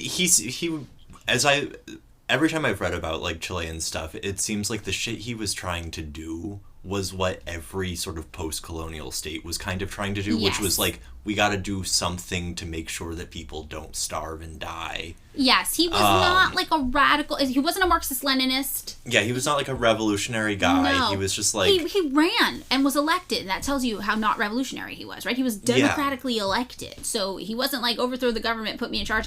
He was just a Bernie Sanders, slightly left of Bernie Sanders type. Yeah. Which Bernie Sanders anywhere else would probably be like a centrist. Yeah. So, he's not, yeah, you're right. He's not super radical. Which, I guess I just point that out because it's like, Kissinger was not, like, it was like, it doesn't matter who this guy is. Right. Right, like, he's trying to do something that might hurt U.S. interests. Right. That can't happen. So, November 1970, Allende is inaugurated. Nothing has stopped this from happening. And nothing else seems to happen from this point on for a couple of years. So we're going to put a big pin in Chile. So the following year, 1971, it's wild. We got some new players entering the field now. So we still got the Israel thing. We got the situation with Israel and Egypt getting more tricky. Egyptian President Anwar Sadat presents the Nixon administration with a new opportunity to do some peacemaking in the region. And Sadat's like, look, Egypt will reopen the Suez Canal if the IDF, the Israel Defense Forces, pull back from the canal's east bank. And he's like, I'll renounce all claims of being mad at Israel if the IDF withdraws again to that international border too. I'll just let it go. Let's just move on. And Rogers is like, fucking perfect, let's go. But Israel is like, literally, fuck you. No, we're not going anywhere. And Nixon and Kissinger are like, no, for real, Rogers, literally, fuck you. Like, just let them do their thing. And Rogers and Egypt are both kind of shit out of luck. So this is a real bummer. So basically, Israel and Nixon and Kissinger are like, escalate, let's go. Meanwhile, in India and Pakistan, a new horror emerges. So, India and Pakistan are at war in late 1971, and Kissinger establishes this pro-Pakistan policy, no matter what. And at the time, the state of Pakistan had been carved out by the British, obviously, because the British are always up to some shit. It's the British who did the thing with Israel. It's the British who does the thing with Pakistan. And it exists as this two-winged, like, fake entity split in between by 1,000 miles of India. Which, like, whoever keeps coming up with these two-state solutions... This is Britain. This is always Britain. Why does Britain think 2 states is going to work? It's never worked. It didn't work in Vietnam. It's not working in Korea. It didn't work in Pakistan with the India running through it. It's not working. Why do they keep coming up with this? So, the army generals from West Pakistan, who are mostly ethnic Punjabis, do not get along with the ethnic Bengalis from the east side of Pakistan. After 1970 elections yielded this democratic victory for Bengali nationalists, this crisis ensues that culminates in this crackdown by the Pakistani military on East Pakistanis. And a campaign that the Washington Post says, quote, turned into a mass slaughter of minority Hindus, students, dissidents, and anyone else in the crosshairs of the army and collaborator-led death squads in March of 1971. So this is what's going on. Fucking England. Yeah. So, hundreds of thousands of women raped, villages razed, cities depopulated, ominous word, an exodus of some 10 million refugees flee to India. By some estimates, as many as 3 million people were killed. And people describe bodies being left to rot in rice paddies, bodies floating down waterways into the ocean. Like, this is bad. This is bad. Kissinger, though, is like, I don't trust India because they've got allegiances to the USSR. And he's like, I also don't really care about the Bengalis of East Pakistan. This is kind of what you were saying. It's like he only cares about like 100 or so people. And the Bengalis of East Pakistan, not part of it. In Oval Office tapes that were later released because of the Freedom of Information Act, Kissinger reportedly sneered at people who, quote, bleed for, quote, the dying Bengalis. So he's like, who fucking cares if all these people are dying? So real monster shit. And U.S. diplomats are reporting to Kissinger that, hey, there's a genocide taking place and we're kind of complicit. Help, something needs to happen. Kissinger just tries to fire them all. He's just like, get the fuck out of here. And he reportedly said, hell, we've done worse than being complicit in this genocide of all these people. Why do I care about this? So, under Kissinger's direction, the White House stands with Pakistan's generals enacting the genocide and even rushes to provide them with weapons in violation of a congressional arms embargo to help them do this. And the reason why is because Yahya, that Cold War ally, helped facilitate Kissinger's secret mission to China, right? In April of that year. And they weren't friendly with the Soviet Union. Right. And that brings us to China. Remember, China totally forgot about them because shit's fucking everywhere. So this year, it emerges that Kissinger has secretly been meeting with Zhou Enlai, the premier of the People's Republic of China. So on June 2nd, 1971, Kissinger receives a communication through his Pakistani connection inviting him to Beijing to prepare for a Nixon visit. And Kissinger pulled Nixon aside from this White House dinner and says this is the most important communication that has come to an American president since the end of World War II.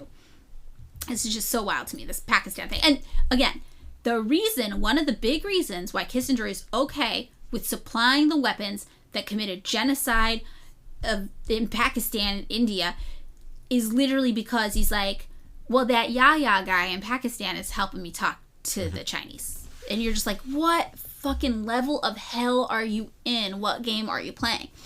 So Kissinger and his assistant, Winston Lord, who later becomes president of the Council on Foreign Relations, ambassador to China, and the assistant secretary of the state under Bill Clinton, they're the ones who go on these trips.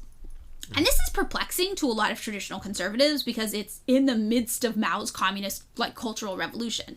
So remember, China and the USSR at this time are working to arm Vietnamese resistance fighters during the Vietnam War and support anti-American imperialist movements around the world. But Kissinger just views this as a strategic move to align the USA with other powerful nations to try to preserve the status quo. So in July of 1971, Kissinger leaves on what is described just as an Asian fact-finding trip. And in Pakistan, reporters are told that the secretary is not feeling well and he's going to spend a few days at a mountain retreat to recover. So they go to China, and this trip goes I get secondhand embarrassment hearing what Kissinger says because I'm like, oh my God, this is just so American. So Kissinger gets there and he says to Zhao that as Americans, we find ourselves here in what to us is a land of mystery. Which is just oh, you're doing the exoticizing the Asian people thing. It's real weird. Zhao shuts this down and is like, well, there are 900 million of us. It's not mysterious to us, which is very funny, and I appreciate that. 3 days later, Kissinger cables the word Eureka to Nixon, which seems to indicate something's going well, and Nixon goes on television to announce a successful meeting had occurred with China. And this revelation shocks everybody in the United States. They're like, China? They're communists. That's our enemy. We hate communists. But it ends up making Kissinger an international celebrity overnight. He becomes this person of intrigue. He goes from being somebody nobody had ever heard of to being this really exciting. Oh my God, he went to China. He talked to communists. He made them talk to us. What? So he goes from being an obscure figure to literally appearing on the cover of Time magazine and Newsweek, being profiled on network news shows, and being on the front page of all these newspapers. And Women's Wear Daily. And Women's Wear Daily starts going wacky for this guy, which you would hear if you listened to our Patreon episode. He is in Time magazine, right? And Time magazine says of him at the time, at the height of a brilliant career, he enjoys a global spotlight and an influence that most professors only read about in their libraries. So people are Kissinger-pilled. They're into him hard. Yeah. So 1972 comes around. Next year. Kissinger's got all these irons in the fire. He's fucking every country on the planet. He's like, what can I fuck with there? Can I fuck with this? What can I do? We got things happening with the USSR, China, Vietnam, Egypt, and still Israel. So China, February 21st, 1972, Nixon becomes the first American president to visit mainland China. Mao, though, kind of sidelined Zhao after the last meeting. Kissinger's I think that Mao thought Zhao was getting too friendly with the Americans, and Kissinger's I think that Mao was worried that Zhao liked me too much. Which, real Kissinger level, patting himself on the back there. Declassified documents later revealed that while meeting Mao and Zhao in February 1972, Kissinger had informed them that if the United States was able to live with a great communist country like China, it could also probably live with a small communist country like Vietnam. So already, Kissinger is we're not going to win the Vietnam thing. We just got to get used to surviving with communists because we're not beating them. But they are still committed to doing war crimes in Vietnam for a year or more, right? Yes. Yeah. He knows this isn't going anywhere. But like you said earlier, it's he can't let on that he knows. So over in Vietnam, Kissinger does start to kind of change his tune. He had, of course, helped engineer the U.S. bombing of Cambodia just a few years earlier. But now he starts trying to engineer the disengagement of U.S. troops from South Vietnam and their replacement by South Vietnamese forces. But in a way that doesn't make the United States look bad. And this ends up being a policy that some people call Vietnam Vietnamization, which is like, this becomes like a real repeated pattern for Kissinger, which is he doesn't want the war to end necessarily. He just doesn't want America to be involved. Right. And so from here on out, I feel like we're going to hear a lot of stories about arms, right? Like, it's like, well, we paid for the weapons, but we didn't do it. Yeah, and it's like plausible deniability. Totally. So in 1972, Kissinger engages in peace negotiations with Le Duc Tho of North Vietnam. But he reportedly asks North Vietnam, where the communists are, right? Like, hey, we know you're going to take over South Vietnam, which the United States has been ruling with a military dictatorship. Whoops. Could you wait a decent interval to give me some respectable cover so it doesn't look like I caused this? And experts are like, yeah, that decent interval that he negotiated, that resulted in the death of 1 million Vietnamese people and 20,000 Americans. Also, he could come out looking okay. So on October 26th, Kissinger announces peace is at hand. But it turns out that agreement he came up with, it wasn't approved by the South Vietnamese government, so that was a lie. And by mid-December, the United States was, back to its old tricks again, and Nixon authorized saturation bombing of North Vietnam. So, a fail. A swing and a miss. Meanwhile, Egypt, Sadat is still trying to negotiate a peace agreement. So in July 1972, he decides to expel Soviet military advisors from Egypt and opens a back channel to Kissinger through Hafiz Ismail, his national security advisor. Meanwhile, in the USSR, it's announced that Nixon is going to China, and Moscow's like, what the fuck? Shocked, right? And they're like, maybe you should come here too. If you're going to China, why don't you come here? Come to the Kremlin. So in May of 1972, this thing called the Moscow Summit occurs. And Nixon goes to Moscow. And it is part of the SALT I agreements, like those kind of agreements where they're like, well, what if we just like make agreements to not escalate things with each other? And Americans and Soviets at this meeting deliberately avoid talking about the Middle East because they're like, that's a powder keg about to explode. We're not trying to start World War III. We're trying to not start World War III. We're just not going to talk about Israel or Egypt or anything happening there. Instead, they sign these like 2 treaties, like a treaty and a protocol, and these end up being pretty important. It's the Treaty on Anti-Ballistic Missile Systems and the Interim Agreement and Protocol on Limitation of Strategic Offensive Weapons. And these are like real in the weeds. It's literally just like, okay, here's how much of our firepower you can return with how much of your firepower, and here's how many of these weapons you can use in this exact situation. At this point, granting how Kissinger has already behaved, and we are 3 years into him doing shit, like in any kind of official capacity. Oh, yeah. Or Nixon, or anyone in the United States, granting how the United States has acted on the international scene ever. Yeah. It's always shocking to me, especially also granting Kissinger's like stated belief that like it doesn't matter who gives a shit. Yeah.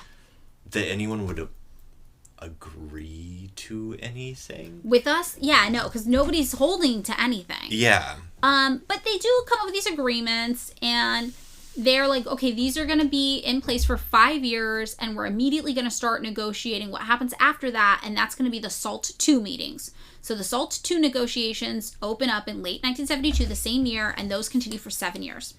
And these revolved around this problem of asymmetry we kind of touched on earlier. Like, the USSR by this point has missiles with large warheads, but the United States has smaller missiles with more accuracy, and this makes negotiations a bit more difficult because they're just like not operating with the same equipment. But following these meetings, something interesting does happen. Kissinger comes away and is like, I actually don't think the USSR has like any control over the communists in Vietnam. And this is maybe when he realizes like people aren't doing communist uprisings because the USSR is making them. Like, people just actually are doing communist uprisings on their own. So he's like, I don't think controlling the USSR will stop communism from happening other places. Which is pretty major, because the U.S. policy up to this time had been the domino theory. Right? That is like, well, if communism happens one place, it's going to happen everywhere. And he's like, well, this isn't the USSR doing it. This is just because it's looking good to people. So 1973 comes around. We're 4 years in to Kissinger in the White House. Vietnam. On January 15th, 1973, progress is being made in talks with North Vietnam in Paris, and Nixon finally ceases all military action against North Vietnam. Just a week later, January 23rd in Paris, Kissinger initiates a ceasefire agreement that provides for the withdrawal of U.S. troops and outlines the machinery for a permanent peace settlement between the two Vietnams that are existing at the time.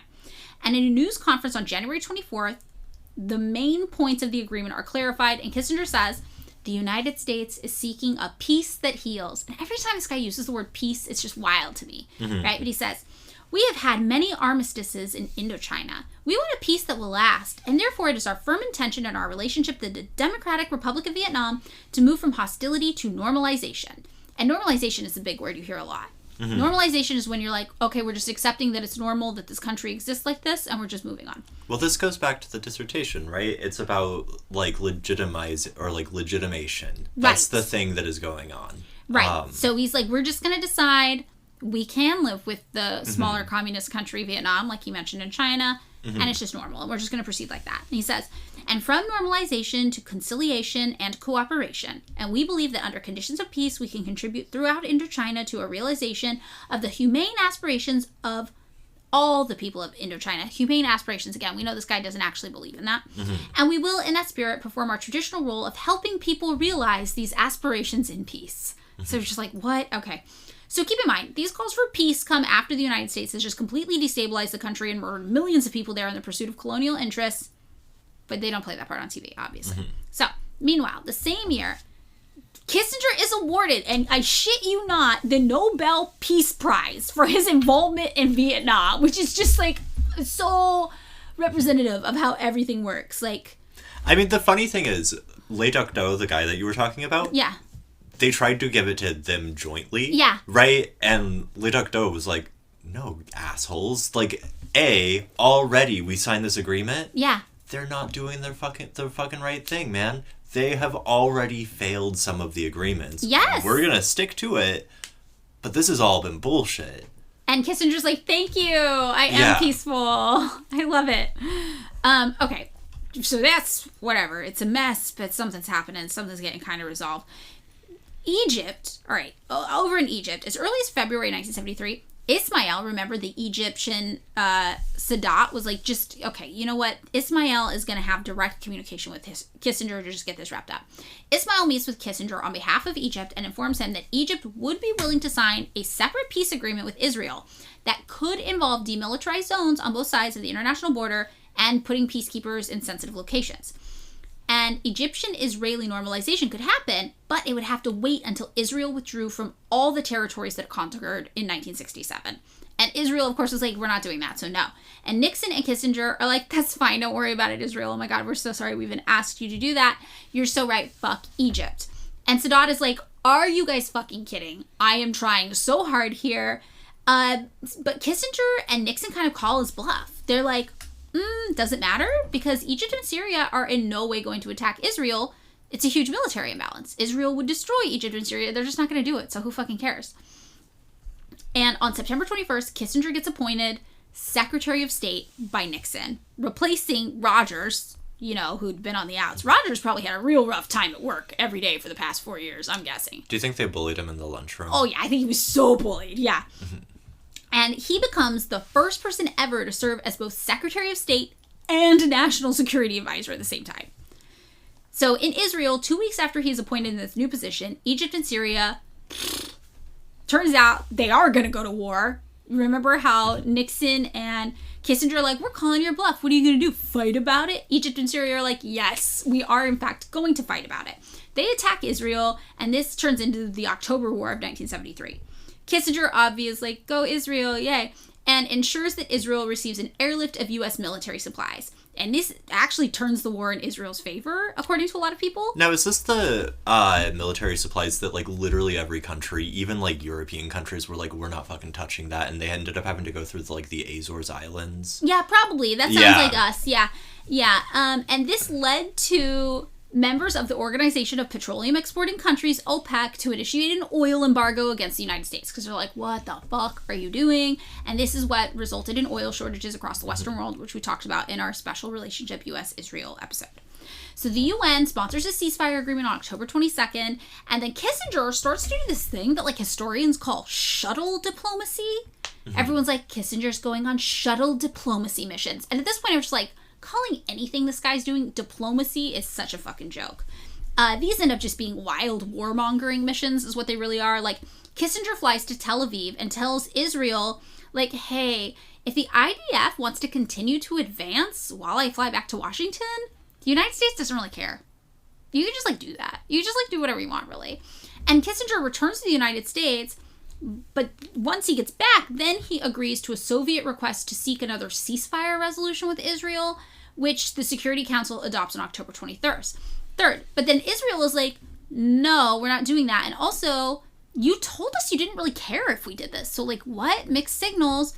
On October 24th, General Secretary of the Communist Party of the Soviet Union, Brezhnev, sends Nixon a hotline message saying, like, hey, the United States and the USSR should maybe just send troops to Egypt to force the ceasefire to happen. But when he says this, it also kind of comes with a warning. He's like, I think we should do this and enforce it since Egypt and Israel can't get their shit together, but he knows it's the United States meddling and being like, Israel, just, like, don't. So Brezhnev is like, also, I'm just saying, if you don't do it, the USSR is going to officially consider you a major threat and we will act accordingly. So now it's like, oh, fuck. Okay, well, this is the whole thing we're trying to avoid, which is the nuclear war thing. So the USA then, on October 25th, the next day after they get this message, put all the nuclear forces on worldwide alert. So the United States is like, fuck, okay, nukes ready. Which is just like, oh my god, this is what you were trying not to do. This is what you thought you were so good at not doing. And finally, later that day, the Security Council adopts Resolution 340, which calls for a ceasefire, the withdrawal of all forces to their October 22nd positions, and UN observers and peacekeepers to go monitor and make sure the ceasefire actually happens finally. But this time, the thing that changes from all the times before when this has been attempted is that Israel is now under the threat of total global like nuclear destruction, because now the USSR is like, fuck it, we'll just bomb the United States in. And the United States is like, our weapons are on high alert. And Israel's like, oh shit, the world might end. And they're like, fine, the world might end, we'll do the ceasefire. And the major end result of this is that, like, this ends up being the time in history ever that the USA came closest to nuclear war. Like, more than any other time in U.S. history, even the Cuban Missile Crisis, even when we actually dropped nuclear bombs on Japan, right? And this was, in part, yes, because Kissinger had such a bloodlust that he actively complicated every country's attempt at peace in the region. Mm-hmm. He was just like, no, keep it going. Wild.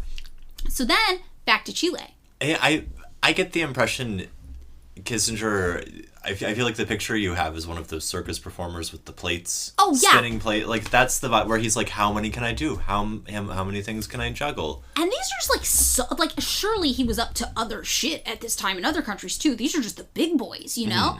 So, like, back in Chile, remember, everybody's still like, this Allende thing. Ugh.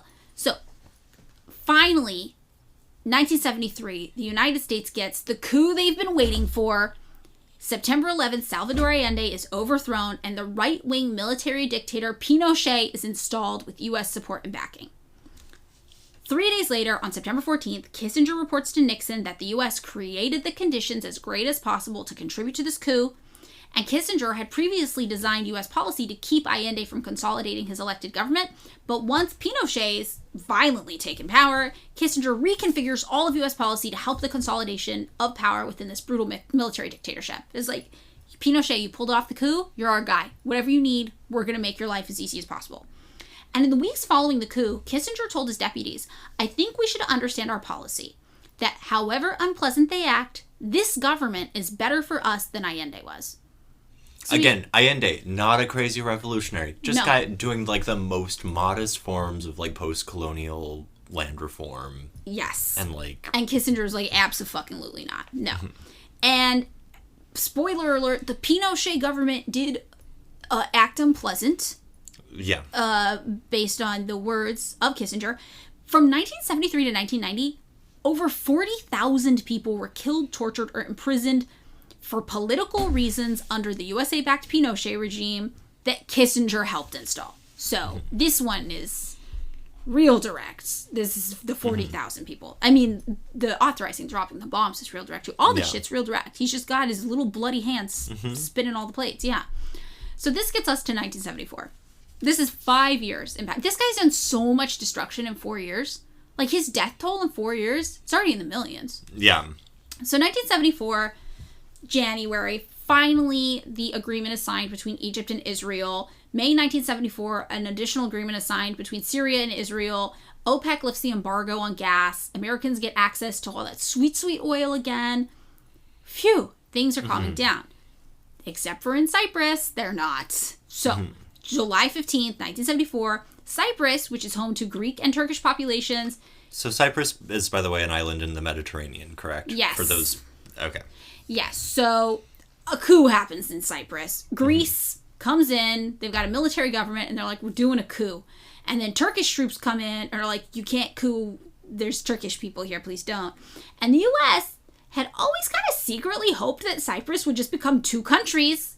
Like Papa Britain likes to make two countries. The United States is like, two countries kind of works for us. Because they're like, well, Greece and Turkey are both allies, and we don't want them to fight. So why don't they just both get their own country? So Kissinger goes to the newly installed President Ford and is like, you should just, like, appease Turkey and, like, tell them it's no big deal. And this effectively encourages this crisis in Cyprus to fucking grow out of control. So the resulting Greek coup and Turkish invasion results in the death of thousands of people in Cyprus. Because Kissinger is like, what if we got two countries out of this?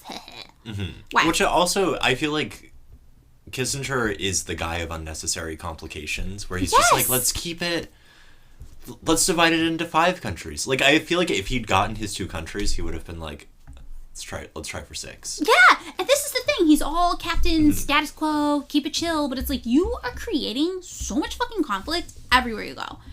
So, August 9th, 1974, Nixon ends up resigning. Why? Watergate. Ugh. So, Kissinger, though, stays on. It's still in those dual roles under President Gerald Ford. Now, there is this, like, you sent me this, so I know you know about this, like, right-wing conspiracy theory that it was Kissinger's plan all along to oust Nixon and then bring in Rockefeller because he was, like, closer with Gerald Ford, and he's like, then Gerald Ford is going to be president, he's going to need a vice president, and it's going to be Rockefeller. Did you see that? Yeah, I did. Theory? I mean, I think it's funny. I think it's funny, too. But I feel like it's clear that Kissinger had no love for Nixon. Yeah. Like, that, like, everything you read where, like, Kissinger is talking to one of his aides, this comes up when when East Timor comes up, where he just, like, he has no love for anybody. No, like, nobody. He's just, like, because he's talking about Gerald Ford, and he's just, like, that fucking idiot. Like, now, Kissinger's aides, like, accidentally sent a memo, so people are gonna read it, and it's gonna get leaked. And one of the things he says is, like, that fucking idiot's gonna read it. Yeah. And then I'm going to have to deal with his ass. Like, yes. And it's just like, it happens over and over, but it happens with Nixon, where he's just like, shit, you're doing the dumbest shit possible. Yeah. So I think it's really interesting, though, because Kissinger rides the line so much, I guess, that he's not really for anybody. Well, this is the thing, right? Like, he contrasts, like, in his dissertation, he contrasts, like, Alexander and Napoleon, these sort of, like, great men of power, like Alexander's a czar and Napoleon's Napoleon, to, like, Metternich and Castlereagh, these, like, diplomats, and Metternich is kind of his person. And so he's like, look, the real people, like, the people, like, the 100 guys or whatever, it's not Alexander or Napoleon. It's not the great men, leader, dictator guys. Right. It's, like, these little diplomats like, those are the real great men. Right. Well, okay, so there's also, like, other kind of things that back this conspiracy theory that maybe Kissinger was just, like, masterminding some shit, but who knows. But Nixon's White House counsel, John Dean, actually said it was Kissinger and Rockefeller who set up the Plumbers, which is the group responsible for the Watergate burglary, which was intentionally botched with the help of the CIA. And then he's like, yeah, and it was controlled by Kissinger and Richard Helms. And that was on... So there are some people, even on the inside, who are like, we don't trust Kissinger. We think he's up to some shit. So it's just a question of how nefarious and plotting you think Kissinger has been for the past 5 years.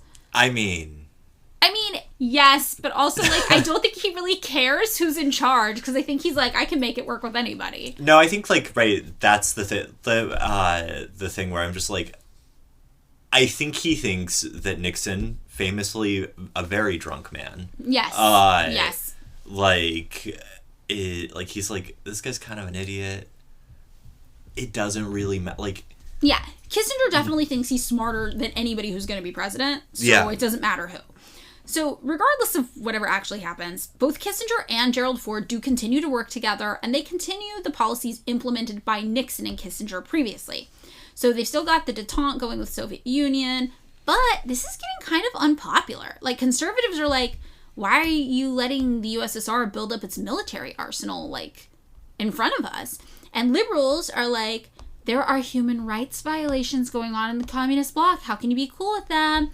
And they're also, like, meanwhile establishing relations with the People's Republic of China, which is confusing everybody.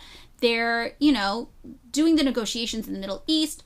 It's just kind of perplexing to people, and it's growing kind of unpopular because all of Kissinger's major plotting and plans, it's not really obvious to the American people. So that same year, though, Kissinger also remarries Nancy McGinnis, a philanthropist, and this is who he ends up married to until his death. So if you've ever seen that picture where people are like, oh shit, these people look like comic book supervillains, it's Kissinger and Nancy McGinnis. And if you haven't seen the picture, looking up a picture of them, they're both, like, wearing black at this, like, fancy event recently. They do look like comic book villains together. It is very interesting. So 1975 comes about. August 1975, Helsinki Accord happens. September, 1 month later, Kissinger helps conclude a second disengagement agreement between Egypt and Israel, because Israel's still doing its shit. Also during this time, Angola and Africa is having a civil war.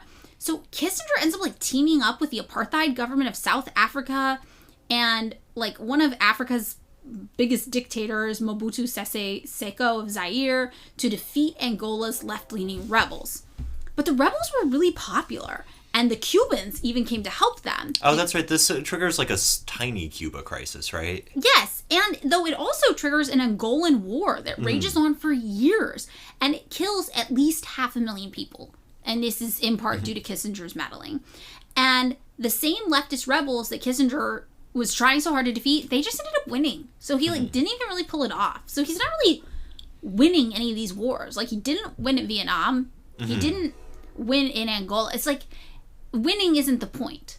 The point, I mean, right, like, you know, I keep going back to this thing about legitimization. Right. And, like, where he says, like, look, peace doesn't mean no war. Peace means war in the service of legitimization and, like, maintaining the status quo. Right. And so it doesn't matter who, like, for Kissinger, you know, he, in the Patreon thing, is talking about, like, teaching some, like, Hollywood starlet chess all the time or whatever. And it feels like he's playing a game to stalemate always. Right. Like, that's the kind of thing. That's the status quo he's aiming for. Right. And this is also kind of when things take off with East Timor. Yeah, so we're going to talk about that, but I feel like that means we have to go back to, like, Kissinger's, like, little Harvard grad student times to talk about Indonesia. And, you know, I think it's good to just Vincent Bevan's book, The Jakarta Method, is sort of, that's the text people read about this these days. Yeah, that is the seminal work on it. Though I think Perry Anderson also wrote a bunch about this that's really good. Or Benedict. I get the brothers confused. So, right, like, Indonesia had been a Dutch colony, and East Timor was colonized by the Portuguese, and it is the sort of southernmost island in, like, the archipelago of, like, Indonesia, with the Dutch controlling one half and the Portuguese controlling the other half. So that's sort of the geographical background. After World War II, the Dutch attempted to reconquer Indonesia, which had been taken over by Japan during the war. Sukarno, a sort of nationalist revolutionary with ties to Marxist, Islamist, and Indonesian nationalist parties, is nominated. And after a period of legislative democracy in which instability and separatist movements are fought, especially in Java, Sukarno hosts the Bandung conference, and there's this moment, so there's this book that I really like called The Color Barrier by Richard Wright, that is fascinating. It is one of the best pieces of ethnography written at the time. It starts with the survey, and Richard Wright wants to talk a lot about sort of like these, like, trends towards like Islamist or like religious fundamentalism on the one hand, or this like kind of third world non-aligned movement on the other, and Marxism on the other, and how all these things are sort of like coexisting, and it's kind of up in the air which is going to win out among sort of like the post-colonial world. And he's skeptical, and I would say like slightly pessimistic that like anything good is going to come out of this. But he does have this one like quite celebratory moment that I think is worth reading. So the Bandung Conference happens in 1956, and Wright, it says, next morning, April 18th, I'd no sooner climbed into the press gallery and looked down upon the vast assembly of delegates, many of them clad in their exotic national costumes, than I could sense an important juncture of history in the making. In the early and difficult days of the Russian Revolution, Lenin had dreamed of a gathering like this, a conglomeration of the world's underdogs coming to the aid of his hard-pressed Soviets, but that dream had been a vain one indeed. From a strictly Stalinist point of view, such a gathering as this was unthinkable, for it was evident that the communists had no control here. This was no People's Front, no United Front, no Trojan Horse. Every religion under the sun, almost every race on earth, every shade of political opinion, and 1/2 billion people from 12,606,938 square miles of the Earth's surface were represented there. So this, I think there were 29 countries that had representatives there. And they were all post-colonial. And this was the start of the non-aligned movement, so leaders from Egypt, all of these places. And it's one of those moments throughout that book, or when you read about the Bandung Conference, and I think thinking about this in the context of Kissinger is sort of interesting important, because there's this like glimmer of hope of what might have been with all of these sort of like with the non-aligned movement, right? And this sense of these conversations between these people that are like beginning to build solidarity and build political regimes that were almost 201 toppled by some form of American military intervention. Right. And the whole thing about being non-aligned, that's like a reference to the third world, right? Yeah. Because like the first world and the second world, lots of people now use them as like economic indicators, but really it was like the first world was the United States and its allies during the Cold War. The second world was the USSR and its allies, and the third world was just everybody else who was caught in the crossfire and getting fucked with by the American imperialism. And like generally speaking, like the post-colonial world. Yeah. Right. And they were not aligned with either of the major interests. Yeah, and so as I mentioned, like Vincent Bevan's book is like the place to go. But basically, with the help of the American CIA and Sukarno is overthrown in 1965. I think it's 1965,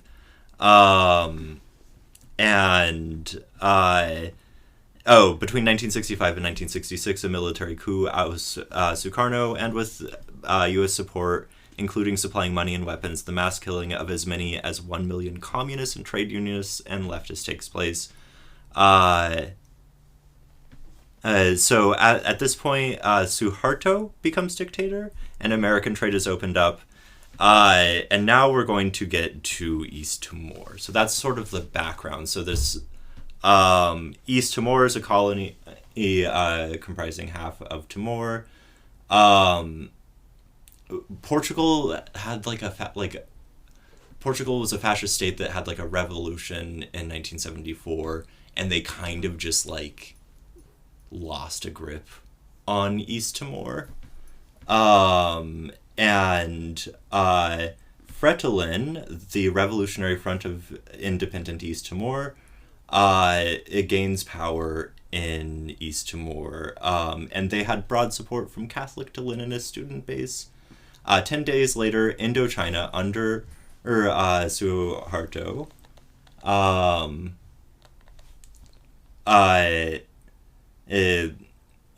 invades on the 7th of December, the same day that Kissinger, accompanied by then Gerald Ford, visits to Indonesia. So as Christopher Hitchens reports in The Trial of Henry Kissinger, Kissinger told newsmen that the United States would not recognize the Fretilin declared republic and that the United States understands Indonesians' position on the question. While Kissinger has since publicly downplayed U.S. involvement in Indonesia's violent invasion of East Timor and mass killings, Kissinger authorized backdoor shipments of weapons to those doing the killing. So this is the same thing that we saw happen with the massacre of Hindus and Bangladeshis. Yeah, and at one point there was an embargo on, I think in like 1976, there was an embargo on weapons by Congress, and Kissinger was like, oh, we won't do that, and then was like shipping weapons out the back door. Same thing that happened in Pakistan. Sent Pakistan weapons even in the face of an embargo. The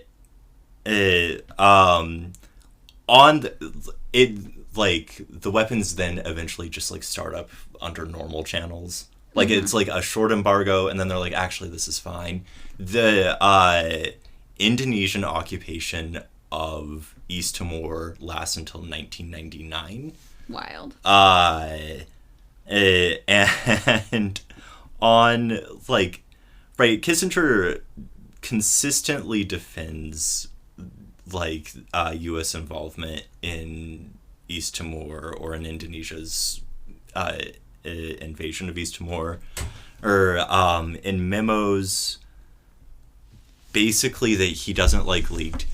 He essentially says we're giving Indonesia weapons for self-defense, but it cannot be that self-defense can only take place within their borders.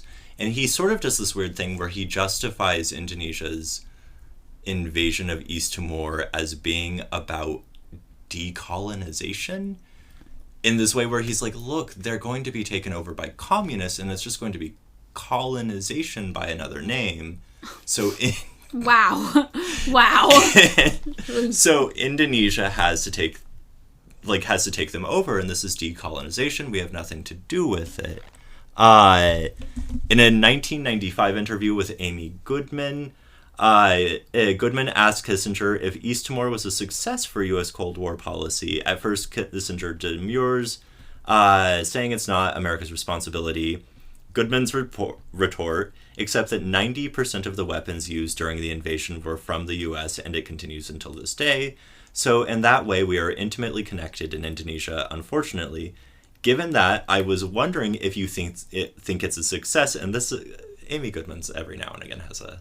Yeah, she's likable. She has a good turn of the knife. Whether to, with you on the board of Freeport McMoran, which is the largest gold mining operation in the world in Indonesia, in Iran, are you putting pressure, since Freeport is such a major lobbyist in Congress, on behalf of Indonesia? So this is the thing that I don't think we mention much, but Kissinger does have like private interests, like as like a... This is something that will become apparent after 9/11 as well. Yeah. He has a bunch of secret business deals going on. And yeah. They are secret. He does not like talking about them. Mm-hmm. He doesn't want to deal with them. But it's like he's making money off of the shit while it's happening. So yes, he is. Up until 1999, the U.S. supplied weapons to Indonesia, which helped aid the mass killing of as many as 200,000 people. Outside of East Timor, there was very little reporting on the massacres taking place there until the Santa Cruz massacre of 1991, in which thousands of protesters walking to the Santa Cruz cemetery holding East Timorese flags, which was illegal, were gunned down by the Indonesian military, killing as many as 270 protesters. This was not the largest of the mass killings of East Timorese people, but it was the first one in which there was significant international media coverage. Mm-hmm. And so people kind of gave a shit. This is kind of what we talked about this on our bonus episode, but this is why I'm like, when people have access to information, people make better decisions. Yeah. Not perfect decisions, but better decisions. I think it's right in saying that we stopped arms shipments to Indonesia in 1999 under Clinton. Wow. And probably just because he was trying to balance the budget. I mean, I think it was pressure after the Santa Cruz massacre was like but it also, I think at that point, it didn't matter. Yeah. Right? Like it was all like, the sort of like international consensus, the sort of legitimizing stability had kind of moved on. No, it's true. Yeah. So, 1975 is when Kissinger went there. And the next year, after this whole horrifying situation is getting going with Kissinger's involvement and backing, Kissinger, meanwhile, 1976, is continuing to back the brutal Chilean dictator Pinochet. So at a private meeting in June of 1976 in Santiago, Kissinger tells Pinochet, "My evaluation is that you are a victim of all left-wing groups around the world, and that your greatest sin was that you overthrew a government which was going communist. We want to help, not undermine you. You did a great service to the West in overthrowing Allende." And this is just like interesting because we know that Kissinger isn't actually mad at communism because he's fine with Vietnam, he's fine with the USSR, he's fine with China. He is just mad at communism that might adversely affect what he has going on. Which is like land reforms or Right. anything that, or like confiscation. This will happen in Argentina. Confiscation of oil interests. That's Exactly. a big one. Oil interest is a major one. And it's important that you bring up Argentina, obviously, because Chile was not the only South American country that Kissinger had his hands on. And if you listen to our episode on Operation Condor, which is episode number 54, none of this will be shocking to you. But, we will do a little recap of parts of the effects of this long-term USA government-backed plot to enact terror in South America by talking about Argentina and Kissinger's involvement in the Dirty War. So the whole time that Operation Condor is happening, should I do some background on Argentina? Yeah, let's do a little, yeah. So, Juan Perón had been elected president first in 1946. He had, like, a weird gap of, like, almost 20 years. He was sort of like a, let's call it center-leftish kind of guy, right? He was doing some, like, worker rights kind of thing. Yeah. He had a bit of a cult of a personality going, but he was also just he was like a populist. Yes. Right, like I think that's fair to say. Right, he was overthrown in a military junta in 1955 and banished. Anyone who has seen the movie starring the actress, singer, multi-talent Madonna knows... Don't Cry for Me, Argentina. Don't Cry for Me, Argentina, about his wife being exiled from Argentina and dying and buried in secret in a grave in Italy. Peronism and Perón himself remain popular. In 1973, a sort of Peronist proxy runs for president because he is banned from doing so. And then once that guy gets in power, they just hold another election because Perón is invited back to Argentina, and they're like, all right, you're back. So William Rogers, he's back. In a transcript of... so around this time, there's like... Perón dies. There's an attempt to nationalize certain oil interests, specifically Shell and Exxon. And a junta led by Jorge Videla takes power in 1976. In a transcript of a meeting between Kissinger and Assistant Secretary for Latin America William Rogers, Kissinger asserts that it is in U.S. interest to support the coup in Argentina. Rogers says, "I think we're going to look for considerable effort to involve the United States, particularly in the financial field," to which Kissinger responds, "Yes, but that's in our interests." Rogers goes on to warn, "We've got to expect a fair amount of repression, probably a good deal of blood in Argentina before too long," and advises against coming out too strongly in favor. Kissinger's reply, "But we shouldn't do the opposite either." Between 76 and 81, between 22,000 and 30,000 dissidents were killed or disappeared. In a 1976 meeting with Argentine Foreign Affairs Minister Augusto Guzzetti, Kissinger affirms the State Department's support for the junta's violence, saying, quote, "We are aware you are in a difficult period. It is a curious time when political, criminal, and terrorist activities tend to merge," adding, "If there are things that have to be done, you should do them quickly." So the point is Again, the State Department is aiding through supplying military aid to the junta, but they aren't getting directly involved. Like, there's no American troops on the ground. There are just these sort of tacit, conversations between political leaders. And this happens with Operation Condor throughout all of South America. They're just having these conversations, and then years later, it takes piecing together all sorts of secret documents to be like, how involved was the USA? Oh, we were orchestrating all of it. Yeah. As Miriam Levin, a survivor of the Dirty War, put it, Kissinger's trip to Argentina during the 78 World Cup, this is the other thing.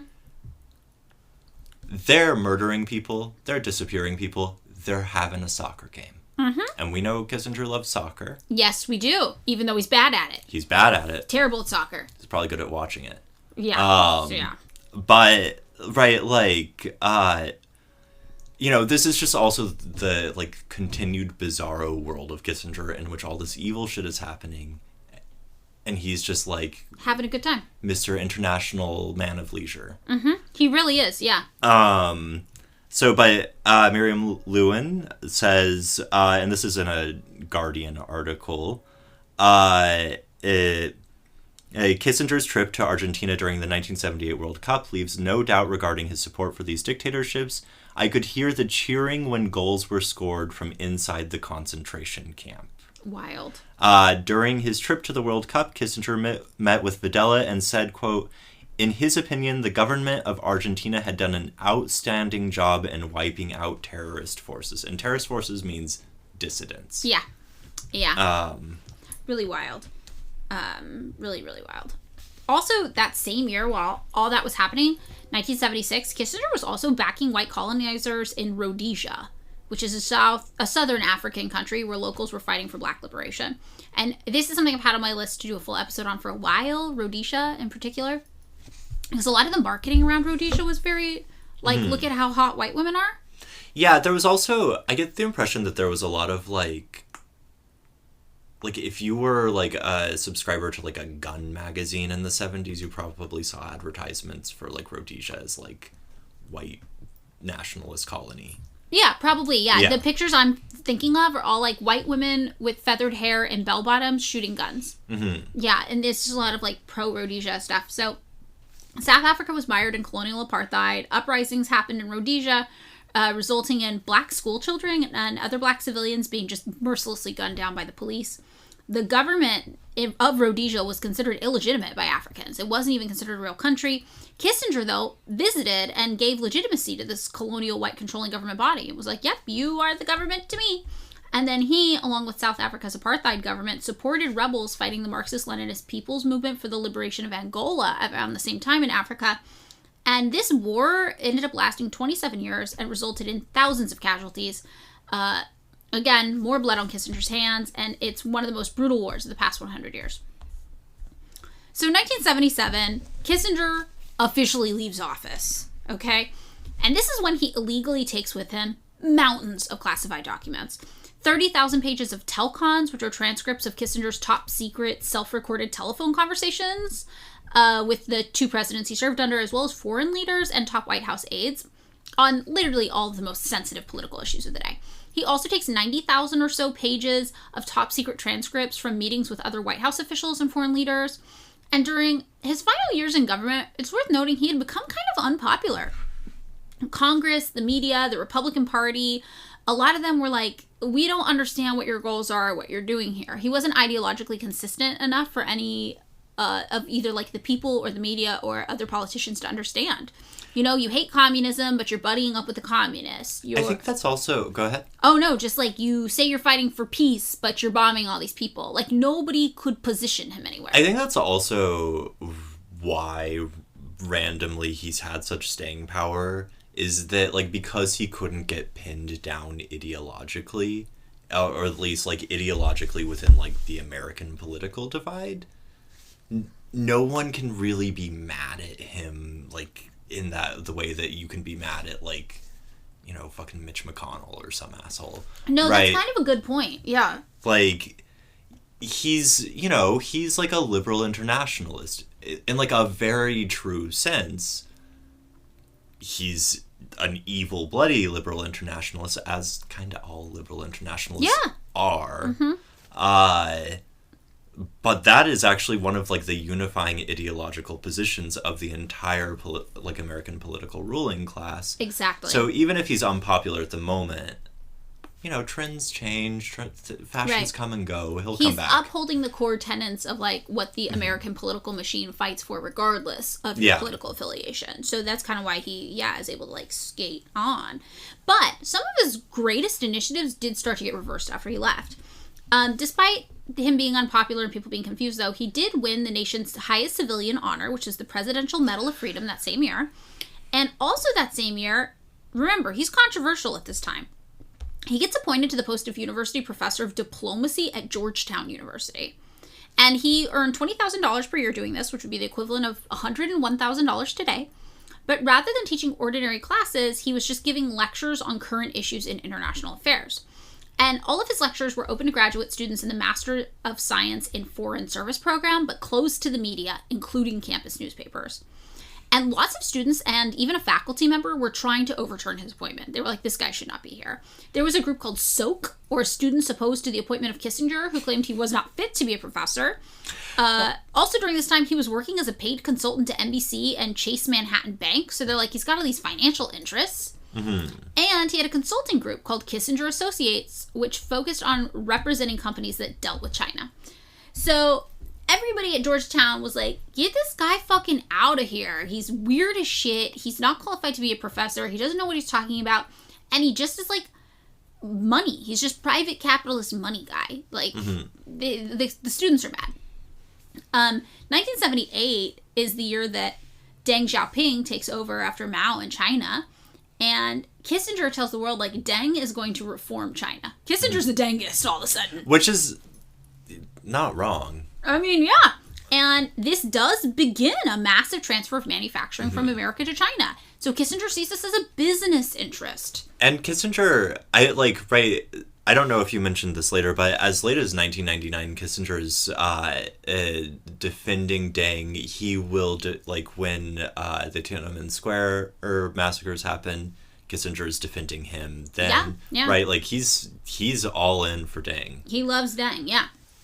In 1979, Kissinger's still writing books at this time. He's prolific. He writes a book called The White House Years, which is a memoir about his experience working with Nixon. And meanwhile, policies that he put in place are still panning out. Like, this is the year that the SALT II Treaty, which took 7 years to negotiate, is finally signed. But, there's renewed tension, so it leads to it not being ratified by Senate. But whatever. He still has influence, though. Like, his political actions are still being carried out. Like you mentioned, there's still until 1999 the sale of weapons in Indonesia happening. And in 1981, he writes another book called For the Record, which ends up being about a variety of topics like communist parties in Western Europe, the energy crisis, Rockefeller, Iran, and the SALT talks. But a lot of these books are really sterilized versions of what happened. And it's almost like he's painting the picture that makes him sound the best, and he's leaving out a lot of stuff that, like, actually occurred. The next year, in 1982, he writes another book called Years of Upheaval, which is the second part of his memoir, where he talks about his years as President Nixon's Secretary of State from 1972 to 1974. And this is a lot of self-glorifying shit about ending the Vietnam War. It's about the 1973 Middle East War, the oil embargo, Watergate, Nixon's resignation. So he's still, like, in the political sphere. And this means that in 1983, it is not weird when new U.S. President Ronald Reagan appoints Kissinger to be the head of a national commission on Central America, which is just, God, yeah. You don't want this guy touching foreign policy anywhere. But from 1984 to 1990, under both Reagan and George W. Bush, he serves on the president's Foreign Intelligence Advisory Board. Sorry, George H.W. Bush. So in 1986, Kissinger gets awarded the Medal of Liberty, which was given one time to just like 10 foreign-born American leaders. And by this time in the story, he is so American that I forget he's German. Yeah, I think at this point, Kissinger, we're just going to call him, like, he has more or less been like the specter haunting American foreign policy for a decade. Yes. More than a decade? Yeah, more than a decade. And so much of his actions and his belief system now is so synonymous with, like, the American way of doing things. But it's also just, I mean, like, there's a line that for some reason I was reading recently in, like, I think Age of Crisis or something, where Hobsbawm points out that, like, the sort of liberal nationalism that people like Kissinger were really a fan of when they were cutting up all those borders very rarely lived among the people whose borders they were randomly drawing. Yeah. And I think, like, the thing about Kissinger is this is a whole thing that, like, you know, America kind of took the baton and ran with it. Yeah. Right. But they took it from, like, European nationalists of a generation or so earlier. It's very, very true. No, it is true. That's why I always call England Papa England, because we're the child. This is, also the year that Kissinger is like, I don't think we should do sanctions against China following Tiananmen Square. And he's still talking up Deng. And this pisses off conservatives and liberals. This upsets everybody. And, you know, it's confusing people. He's murdered a lot of communists around the globe, obviously, through his policy choices and just through bombing people. He's not a communist. But we see him, you know, kind of existing, like you said, like, you can't pin him down ideologically. And he's not a communist, but he's a Dengist. You know, he is a peacekeeper, but he's this, like, murderous wrecking ball across the world, like, killing millions of people. It's like he's both of these things in his mind at the same time, and it's confusing people. I personally have a theory. This is just my theory, is that after the United States lost the Vietnam War, I think he was smart enough to know that there are just some battles you can't win, and maybe this affected how he proceeded moving forward, being, like, a pragmatist. And I think maybe initially he had assumed that, just like he assumed that, you know, Egypt and Syria would never attack Israel. I think he assumed the USA would always prevail if the USSR or China ever were to strike. And I think after he saw the United States lose in Vietnam, he was like, there's a chance if China or the USSR attacked us, we wouldn't win. Yeah. And I think that's the main driving force of influence in him being so sympathetic to these communist countries, to the confusion of everybody else. I mean, I feel like, right, I don't know that Kissinger would even read them in terms of communist or not. Like, I don't know that's the axis on which he thinks about them. Right, I think he just thinks, true. Right, because, again, there are like 100 guys. Yeah. The ideology is not the fucking point. Ideology is for Alexander and Napoleon. Right, Mao got big enough, so Mao's one of the 100 guys that matter now. Yeah, right. But, like, Mao was sick and, like, other people were kind of taking over the Cultural Revolution by the time. And then Deng. Yeah. So Deng's the guy. Deng's one of the guys now. And so, like, right. And, like, Dengism, to, you know, for whatever it's worth, is, like, let's call it a lot different than Mao is. Yes. Yeah. And so it's this, like, I think for him, he's just like, I don't give a shit what you believe, and I don't give a shit who wins so long as everything is stable and, like, the right people, right, 100 guys, are making money, are in power, and everything is going right. Yeah, and I think power is, like, the thing, really. It's like, you know, you have the leaders of these countries are like bears, and there are some bears you don't want to poke with a stick. Because it just gives you... Because what are you going to do? Now you just have to run, and your whole day's ruined. And he's like, that's not fucking worth it for anybody. Like, so once he looks at you and you're like a bear, you're on his level. He's a bear. You're a bear. Now we're two... And, like, bears are not necessarily... Like, again, Metternich, not the leader of a country. No. Could be Deng. Could be Deng. Could be some guy, like some secretary in Deng's office who just happens to be the right guy. Right, exactly. So it gets to a point where it's just not advantageous to fight it anymore. Yeah. Because you're like, it might win.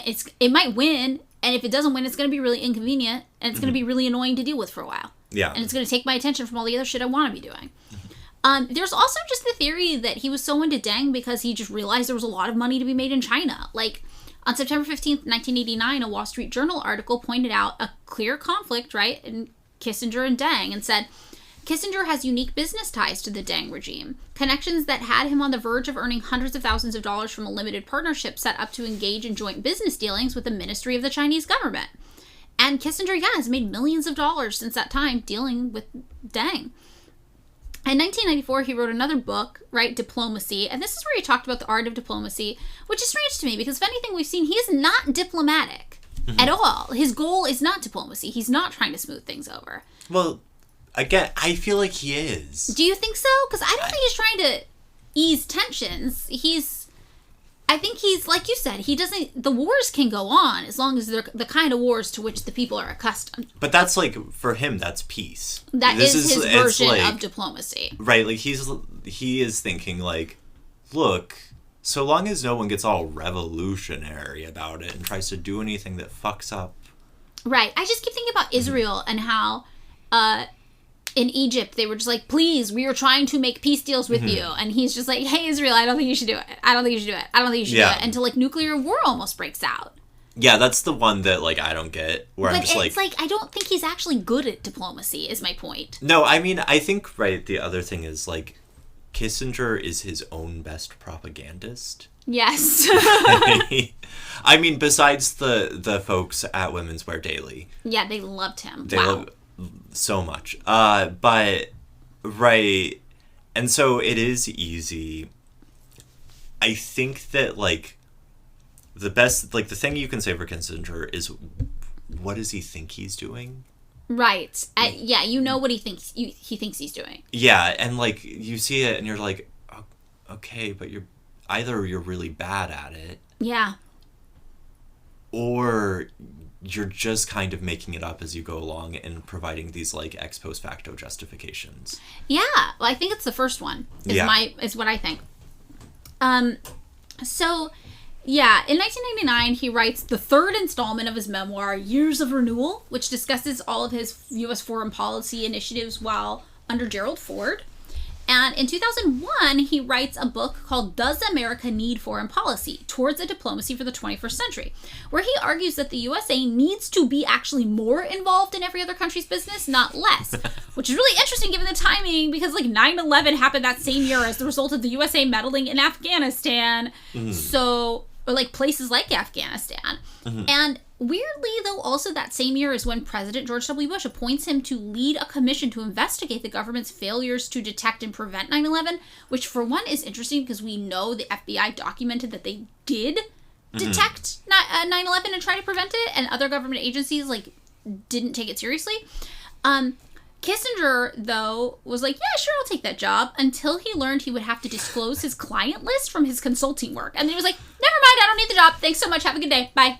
So he has a bunch of secret business practices wrapped up in all of this that he does not want people knowing about. In 2003, he's still writing. He writes 2 books in 2003, which is just wild. And in 2004, responding to Freedom of Information requests, the State Department releases thousands of pages of transcripts of Kissinger's phone calls during the Nixon administration. Those are a fun read. Yeah, there's some interesting stuff in there. You know, it does show he has always had a really close relationship with the media. The media loved him, and he was using it to his advantage. There are, recordings that revealed Nixon was too drunk sometimes to talk to other world leaders. You know, there's also some showing Kissinger's meeting in China to lay out a radical shift in American policy towards Taiwan, which was in direct contradiction to things he'd written in his memoir about the experiences at the same time. So we know that he's just kind of saying whatever's convenient in the moment to get things where they need to be. There's also some things overheard of him telling Nixon, if they put Jews into gas chambers in the Soviet Union, it's not an American concern, which was like really hard for Jewish people to parse because he was Jewish and his family survived, like escaped the Holocaust, and some of his family died, and they're just like, what the fuck are you saying, man? So this is again where it's like you can't pinpoint him to any ideology. He's just aggressive and weird. This makes, to me, that because, like, you know, the, like, Nixon tapes are famous for Nixon finding new and creative ways to be racist. Yes. And, right, like, in anti-Semitic, in this way where, like, again, I think he's making it up as he goes along, and he's like, this guy's a fucking anti-Semite. I'll just lean into it. I'll just say whatever I fucking need to get shit done. He's too drunk to remember that I'm Jewish. Yeah, I mean, that is something that other Jewish politicians at the time said. They were like, oh, it was so anti-Semitic working in government. Like, I'm sure he said that just to make his boss not hate him. Yeah. That's what I had to do. So that is something that people talked about. In 2011, he actually wrote a book called On China, which was about the Sino-Soviet border clash in the 1970s and how that caused China to consider building a relationship with the USA. And it also does have stories about meeting Mao Zedong. But, conservatives still at this time were frustrated with Kissinger for his relationship with China. One article said Kissinger has continued his promotion of the CCP and Xi Jinping and continues transfers of technology and capital to China through his prominent roles in the National Committee on U.S.-China Relations, the World Economic Forum, and the Council on Foreign Relations. So, again, conservatives are like, why are you so into China? It's freaking us out. And he wrote a few more books after this, including one on AI, which just feels like super random. And he wrote a book in 2022, actually, last year, a year before he died, called Leadership, that presented this really sanitized view of what happened with Pakistan and India trying to skirt over the genocide that he armed and funded. But in the book, he did call Indian Prime Minister Indira Gandhi an irritant, and reportedly during her tenure, he also called her a bitch, while calling Indian people, quote, bastards and sons of bitches. So, yeah, I do think when we look at this man, we are really seeing just like the logistical pitfalls of liberalism, because I wouldn't say any of this has actually worked to his advantage, but it did work for him specifically, I guess. I mean, he died estimating himself very highly at a ripe old age. Of 100, yes. The only people who really hate him are communists, but not all communists, not Dengus. I mean, I think, right, I feel like most people, right, if Anthony Bourdain is coming out, right, like, I think most people, there are some fun things, Hillary Clinton, remarked, during actually the debates with Bernie Sanders, Henry's the expert on theory and doctrine. I'm someone who thinks he could help provide a framework and direction and lessons from history. So this was in 2009. And I think that's and then Bernie Sanders refers to it later during the 2015-16 debates. Yeah. Which I find really interesting because I think that Clinton's tenure in the State Department under the Obama administration was, I wouldn't even call it like soft Kissinger policies. It was just straight up Kissinger policies. Yeah, no, it was. Like funding and doing military coups and shit like that. Yeah. And like trying not to get involved directly. Don't get your hands dirty. Right, like or promoting this like talking a big game of like American liberalism while basically doing like a let's throw it at the wall for like shit show. Yeah. So like the American power elite loves this guy. They love him. They really, really do. I mean, he's marketed to us as an architect of peace. When you look up the obituaries, you look him up, most people are like, architect of peace, he did so much. But we also do know, yes, and the people writing these pieces know that he's responsible for the murder of millions of people throughout Vietnam, Cambodia, Laos, India, Bangladesh, Pakistan, Egypt, Syria, various parts of Africa, Cyprus, Chile, Argentina, beyond. But we're told that that's okay because that's just foreign policy, babe. That's just how it goes, and that's just how it's supposed to go. And that actually is Kissinger's legacy, I think. Kissinger's legacy is making us think that's just how foreign policy goes. And you're just going to be in these forever wars. And sometimes we don't even call them wars because we're not actually wars because we're not actually there. We're just kind of sending the guns and hiring the guys. But they're covert operations, not directly, not our own soldiers. So it's not really that bad. Which is, I think, right, something that, like, I suppose the cynicism that I talked about earlier that, like, I have about, like, the American public's reaction. Oh, yeah, that was in our bonus episode. Oh, okay. Yeah. I'm very cynical and pessimistic about, like, Americans' capacity to give a shit about what America does elsewhere. Yeah. There, I've explained my position succinctly. Right, a lot of that, I feel like, you know, Kissinger's, like, the sort of aftermath of Kissinger's policies, which I sort of, you know, I was born into a world that Kissinger made. Yeah. Right, is a world in which people more or less accept atrocity and mass killing as a sort of matter of course. Cost of doing business. Yeah. Mm-hmm. And as a consequence of which are summarily unbothered by violence that doesn't directly impact them. Yes. No, that's totally true. And as this is happening, we are told that it's okay because the guys responsible for blowing up the world are bringing peace. And they are. The fucked up thing is they are bringing peace to us. Yeah. They are bringing the status quo in our way of life. And we see what happened when, you know, OPEC was like, no more oil for you in the United States. And all of a sudden there were these gas lines and gas shortages and people couldn't get to work. And it is unfortunately true that Kissinger's foreign policy in the neoliberal capitalist hellscape we live in does, I don't know, necessitate, because it doesn't, but like the systems of government we have set up need to rely on constantly blowing up the world for there to be peace. Like, yeah, I mean, especially if you consider that, like, this is too big this is a bit of a bowling ball to throw in at the end. But, right, like, that, like, American capital interests rely upon new markets and, like, financial diversification for investments. The colonial element. Right, like, they're, like, or, like, neo-colonial or, like, whatever fucking thing. Like, it makes sense that, like, you know, domestically America is going to skip from crisis to crisis while exporting those crises abroad in its foreign policy. Yeah. Well, I did find that you are hard pressed to find anyone in the American public eye say a bad word about Kissinger. Bourdain. I don't know what obituaries you were reading. Those are like, but not people in the public, like, not like celebrities or like politicians, you know? Like, U.S. politicians, the only mainstream U.S. politician I could find say something bad about Kissinger was Obama, which is wild. We mentioned this on the bonus episode, but it's like, Obama's also a war criminal. And he even was like, in the New York Times, actually, the New York Times said, Obama noted towards the end of his presidency that he had spent much of his tenure trying to repair the world that Mr. Kissinger left. He saw Mr. Kissinger's failures as a cautionary tale.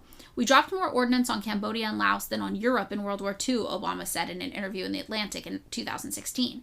And yet, ultimately, Nixon withdrew, Kissinger went to Paris, and all that was left behind was chaos, slaughter, and authoritarian governments that finally, over time, have emerged from that hell. Obama noted that while in office, he was still trying to help countries, quote, remove bombs that are still blowing off the legs of little kids. One wonders which president is going to do that for Libya. Try to remove their bombs. Yeah, exactly. So it's like you're doing the same thing, but everybody else, like Gerald Ford, glowing reviews, George W. Bush, glowing reviews, Brent Snowcroft, the former National Security Advisor from 2012, glowing reviews, Ashton Carter, former Secretary of Defense, glowing reviews, Harold Brown, former Secretary of Defense and CSIS counselor and trustee, loved him. George Shultz, former Secretary of State, loved him.